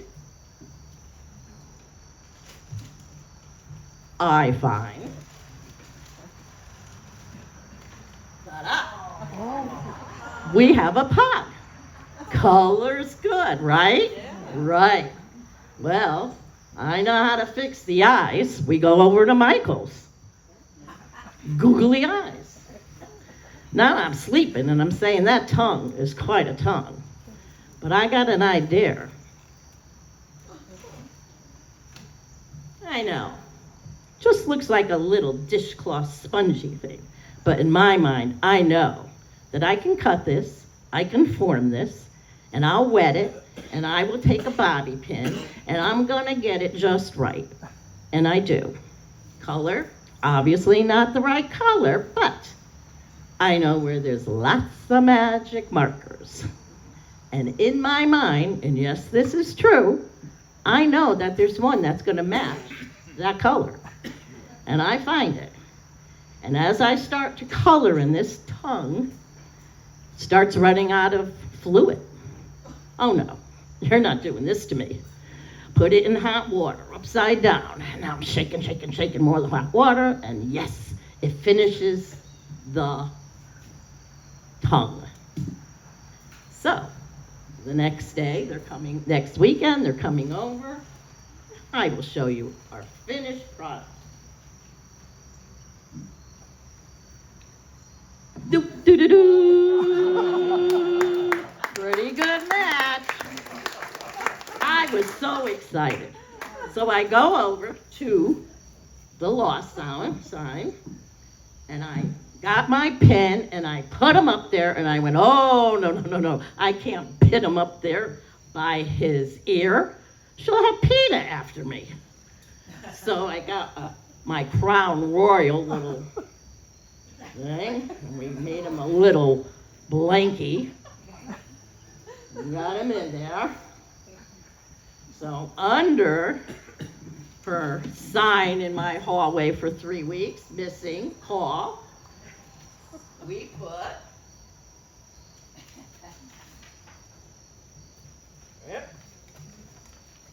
sorry, 1 second here. We have to have the effect.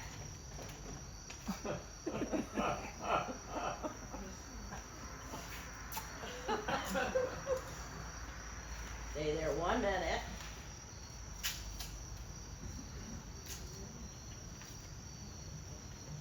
Lost. Down.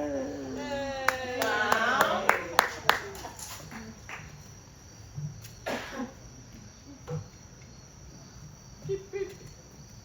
And put your little legs in there so you're not rolling around. Okay, there he is. So now they enter the house, and I'm so excited, but I'm just gonna stay quiet. Milo goes and watches TV, and Rosie does too, and I'm like, aren't we gonna play something? Yeah, in a little bit. I'm like, oh gosh, I can't stand this. Well, finally, Rosie goes to the bathroom, and this is the wall right outside the bathroom. She goes to the bathroom, And I'm waiting, and all of a sudden I hear her say, Milo, Milo, the dog has been found. And Milo comes out and he looks at me and he goes, Grandma, you outdid yourself this time.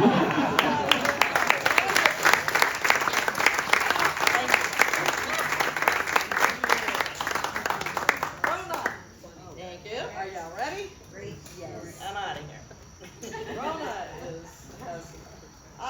I need to tell you about my buddy Rona, because she's one of the wonderful things. She's a Scot originally, everybody. And by the way, as a Scot, I love the baseball because I still don't understand baseball. So, it was never on my radar. I've done a number of things from, my sister wrote a book about my mother's life. And I've done chapters. This one I did, I don't remember when, but it is titled The Dilemma from 1941. Last night had been a bad one. The air raid sirens had gone off twice. The first time was about 8 o'clock when the wardens had sent 9 people down into the passageway outside Rona's flat for cover. The second wave of bombers came over about 10 o'clock, and since most people were off the street by then, only 5 people were herded down into Rona's passageway by the wardens. My mother often asked the people who had been taking shelter in the areaway to come into the house. And she said, it's a bit crowded, but it's warmer than the passageway. I could give you a cup of tea, but you know how it is with the rationing, she said as the men and women filled the room. Since there was only enough coal rations to heat the kitchen, Rona slept in the bed recess, and her 3 children slept together on the pullout. Since they had sounded the air raid sirens several times in the past weeks, Rona had gotten into the habit of bundling the children into their one-piece siren suits before they went to sleep, so that they would be warm in case they had to get out of the apartment in a hurry. Last night, 4-year-old Rona Ann, and 3-year-old Arlene had wakened up when the first group of people came in from the street, but eventually they got bored with the adult conversation and went back to sleep. They had heard the anti-aircraft guns last night, but they hadn't felt any bomb blasts. Probably another raid on Clydebank, said one of the men. I saw in the paper more than 600 people were killed in Clydebank in those 2 raids back in March. Jerry, didn't he wipe out the shipyard, said another man with a heavy brogue. But they got a lot of hooses. I heard there's only 7 buildings left in the whole town. In 1941, the German planes came across the North Sea to Scotland and flew over Edinburgh as they headed for the shipyards and factories in Glasgow and Clydebank. Any bombs left in their bays were dropped in Edinburgh to lighten their loads and save fuel as they headed back across the North Sea. It was after midnight before the all clear sounded and the last people left their kitchen. Rona was groggy the next morning when she had a loud knock at their door. Rona, wake up, wake up. It was Mrs. Perry, their elderly neighbor from across the hall, calling through the letterbox. Rona pulled on a dressing gown over her nightgown and stumbled to the door. What is it? Mrs. Perry was still in her nightgown. I just heard on the wireless 3 of the big landmines fell down in Louth. They think Jerry meant them for the docks, but they missed. I didn't ken exactly where they landed, but 2 of them didn't explode yet, and they're near the hospital. Oh my God, have they moved the children? Rona's right, an 18-month-old son, John, had been taken into the hospital the week before because of an infection of his mastoid bone. She had managed to get friends to watch the girls a couple of times so she could visit her wee boy. And he was recovering from the surgery, but he still couldn't come home. She would have visited him every day, but she felt she couldn't impose on her friends many times, and the hospital did not allow children to visit. Mrs. Perry, can you watch the wee ones so I can go down there? I'll bring John home if I can. As her neighbor nodded and headed back to her apartment, Rona ran back into the kitchen, pulling off her robe and nightie as she went. The fire needed to be stoked, but she didn't have time. She pulled on the clothes she had worn the day before, dressed Rona Ann and Arlene, took them down the hall to the toilet, then hurried them into her neighbor's apartment. "Thanks, Mrs. Petty, I'll be back as soon as I can." Bending down and kissing the girls, she cautioned them, "Be good and don't give Mrs. Petty any trouble." She then ran up the stairs to the street and headed in the direction of the hospital. She had only gone about a quarter of a mile down Leith Walk when she saw that the police had blocked the road. All the tram cars were being detoured down Pilrig, and the horse-drawn wagons were being detoured in various directions. She ran up to a policeman. "I have to get to the children's hospital, my wee boy is in there." "Sorry, miss, they've evacuated this whole area. Nobody can go down there. There's a couple of unexploded landmines that have to be defused." "I know about the mines. What about the children in the hospital? What about my baby?" she cried, tears streaming down her cheeks. "The bairns have all been moved into the shelter. They'll be all right. The nurses will move them back into the hospital as soon as an army ordnance takes care of the landmines." He patted her shoulder and looking genuinely concerned. "Why don't you go home, missus? There isn't anything you can do here."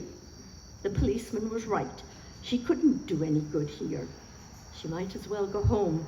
Rona turned and walked back toward Annandale Street. As the policeman and the air raid wardens herded groups of people further up Leith Walk away from the danger zone, she heard snippets of conversation. "It's some of yon big ones. Some of them blow up when they try to defuse them. Jerry drops them down by parachute, you can." Rona had seen pictures of the land in the paper last week. Some were about 8 feet long and as big around as a whiskey barrel. She could only imagine what it would do if it blew up. By the time she got home, she had dried her tears and was able to put on a cheerful face for the girls. "Mrs. Perry, will you let me know if you hear anything on the wireless about the mines?" She wished she had a wireless so she knew what was going on, but her neighbor told her any important news she heard on the BBC, and Mrs. Perry also let her read the newspapers, so long as she gave it back so the Perrys could use it if they needed to restart their fire or make toilet paper. Rona took Rona Ann and Arlene next door, put the kettle on for a cup of tea, and made some toast for lunch. Then she sat down with her ration books and tried to figure out what she could afford to buy with the little money she had left from her husband's army pay. Johnny had been called up in October, the day of baby John's first birthday. That was 6 months ago, but it had taken several weeks for the army to send her allotment. She had borrowed money from her cousin to tide her over, and now she was paying it back a little every week from every week's pay. When she saw how little money she was to get, she had been shocked. "How am I supposed to feed 4 of us on this? And what about money for coal and the rent?" Johnny had told her in his last letter that she would be getting a little more money now that they'd passed the 6-month mark, but he didn't know how much more. For a short time before the war, they had rented out their front room to their best friends, Betty and Jimmy, when they were first married. Now it was time for her to rent out the front room again. She didn't need that space, and lots of people were being moved around the country because of the war and needed somewhere to stay, and she could certainly use the money. After lunch, the girls climbed on her bed to play with their dolls. As was her usual afternoon, Rona sat down and played the piano. Eventually, Rona Ann and Arlene fell asleep. When the children woke up, she reluctantly rose from the piano, closed the wooden blackout shutters, lit the single gas mantle over the fireplace, and set the table. When she had gone to the grocery store yesterday, Mr. Creer had greeted her with a big smile. And by the way, my mother was a real flirt. He had eggs, 1 for each member of the family. It was the first time in over a month that she had used her egg coupons. She had carefully carried the 4 eggs home in her mesh grocery bag, terrified she would bump into someone or something and crack them. She was going to cook 3 of them tonight. She had 1 for baby John, but she would save that one, and maybe they would all have pancakes when he came home from the hospital. She had saved some Lyle's golden syrup to put on the pancakes, and he would love that too. As Rona started to prepare the meal, Rona Ann looked up from where she and Arlene were playing with blocks in front of the fire. That smells good, Mummy. I'm hungry. What are we having for tea? Rona smiled. It's a surprise. It did smell good. She had saved the grease from the last time she had cooked bacon, and she was going to cook the eggs in it and make fried bread too. She told the girls to put their blocks away and go sit at the table. She fried 3 slices of bread and put them aside on a warm plate, then cracked the eggs into the hot bacon fat.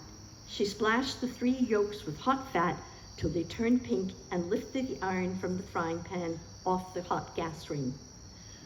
The concussion when one of the landmines exploded blew open the wooden shutters and knocked her on her back while she was still holding the frying pan. The girls were screaming, and the eggs and the bacon grease were scattered all over the threadbare carpet that covered the stone floor. As she tried to calm Rona Ann and Arlene, someone was banging on the door. She carried Arlene while Rona Ann held onto her skirt as she went to answer the knock. It was Mrs. Perry. Are you all right in the bairns? That mine must have been one of the big ones. I'm glad I was sitting down when it happened. I hope nobody got killed down there. She followed Rona back into the kitchen. Oh my, is that eggs all over mashed up on your carpet? What a shame. We didn't hear yours yet, we'll hear them tomorrow.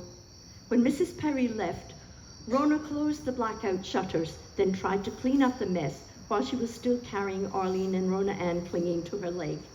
The children had stopped crying, but they still wanted to be close to their mother. She gave up on tidying the room and sat down by the fire, pulling the 2 little girls into her lap. I don't know what to do. How can I take care of these 2 and still find out what's happening to my wee boy? The next day, when Mrs. Perry's daughter Menta heard on the wireless about the blast, she came in to see her mother and father and older brother were all right. When she heard about Rona's wee boy, she offered to watch the girls so that Rona could go to the hospital. As she got close, Rona saw that the buildings near the hospital had sustained little damage, but the news on the street was that there had been some loss of life on a nearby street where the buildings around the blast site were now uninhabitable, and the roof had been blown off Lee's Town Hall. In the hospital, everything seemed to be back to normal. I'm Rona Murray. I've come to take my wee boy home, Rona said to the head sister at the nursing station. He only had surgery this morning, said the nurse, looking at the clipboard. You can see him for a few minutes, but you can't take him home for a couple more days, 2 more days. No, there must be some mistake. I'm talking about John Murray. He had mastoid surgery last week. Yes, I know that, snapped the nurse. But the doctor decided to do some additional surgery this morning, so he can't go home till yet.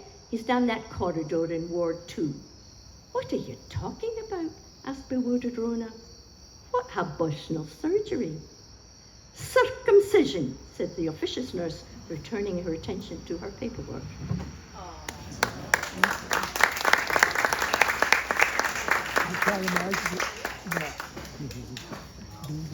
Okay, it's the bottom of the 9th. We have 1 batter left. Will she hit the home run or not? Suzanne Boydston.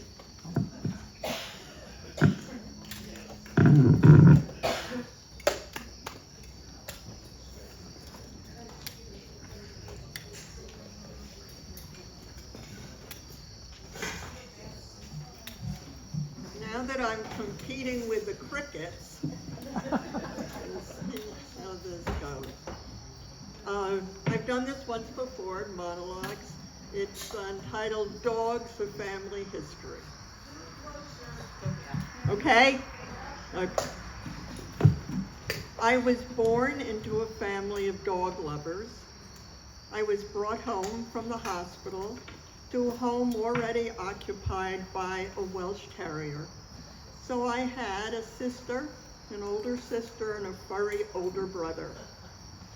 My mother grew up with many short-lived mongrels picked up off the streets of Morningside Heights by her 3 older brothers. Each dog died quickly, as there were no canine inoculations in the early 20th century. The only photograph displayed in my mother's bureau was a photo of Wacky, the dog who lived. My furry older brother was a Welsh Terrier named Patty. I had no great affection for him. He was just there. One summer we visited my parents' friends in the Poconos. We brought home a large jar of tadpoles. During the night, Patty had his one and only meal of frog's legs, etc. Patty lived a nice long life and was put to sleep when I was 11 years old. After a few dogless years, my mother latched on to the idea of owning Queen Elizabeth's favorite dog, the Pembroke Welsh Corgi. The dog was named Lindsay in a tribute to Mayor Lindsay, who shared the same hair, fur, color as our dog. We rapidly learned that Lindsay was much fonder of food than it was his human family. He attacked my aunt simply for reaching into her purse for a lifesaver, and bit me when I was about to eat lunch and had the nerve to put my hand under my chair to get closer to the table. The dog was rehoused. We later learned that Lindsay, again the dog, not the mayor, had only one descended testicle, which apparently can make a dog ticked off. In the late 60s, my mother saw a photo of a Jack Russell Terrier. The breed had not made its way to the US at that time, but she somehow decided that she had to have one. She found a breeder in the English countryside.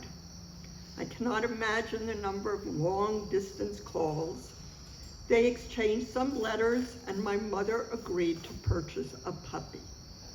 The breeder sent the puppy by air, and on the day of his arrival, we drove to Kennedy Airport to greet the new addition. We were handed a small wooden crate. When we opened it, out walked the cutest puppy we had ever seen. One day, when my father and I were walking the dog, who was named Parson, another dog walker stopped and derisively said, "What kind of dog is that?" My father replied, "A Jack Russell Terrier." The man sarcastically said, "And are you Jack Russell?" Without missing a beat, my father answered, "No. Are you Dandy Dinmont?" I'll never forget the expression on the other guy's face. My sister was going through teenage angst at that point, and she and my father yelled at each other a lot. The dog, named for Parson Jack Russell, the breeder, sided against my father and bit him viciously every time voices were raised.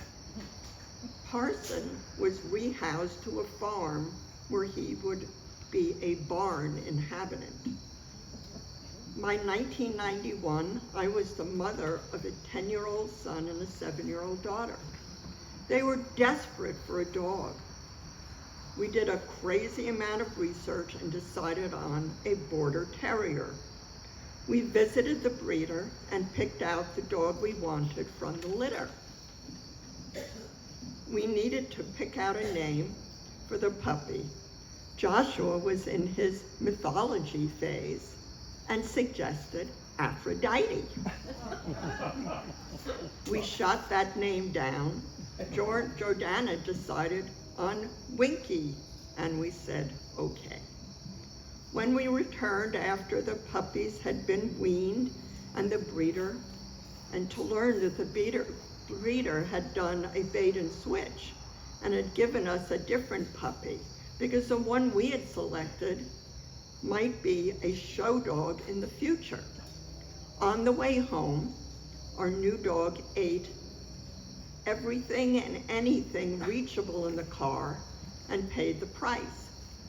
Same behavior in the apartment. By the time the dog was 1, the dog had eaten the toxic oasis from a flower arrangement she had found in the public hallway and needed exploratory surgery to save her life. This behavior lasted until the end of her days. You've got to see a pattern here by now.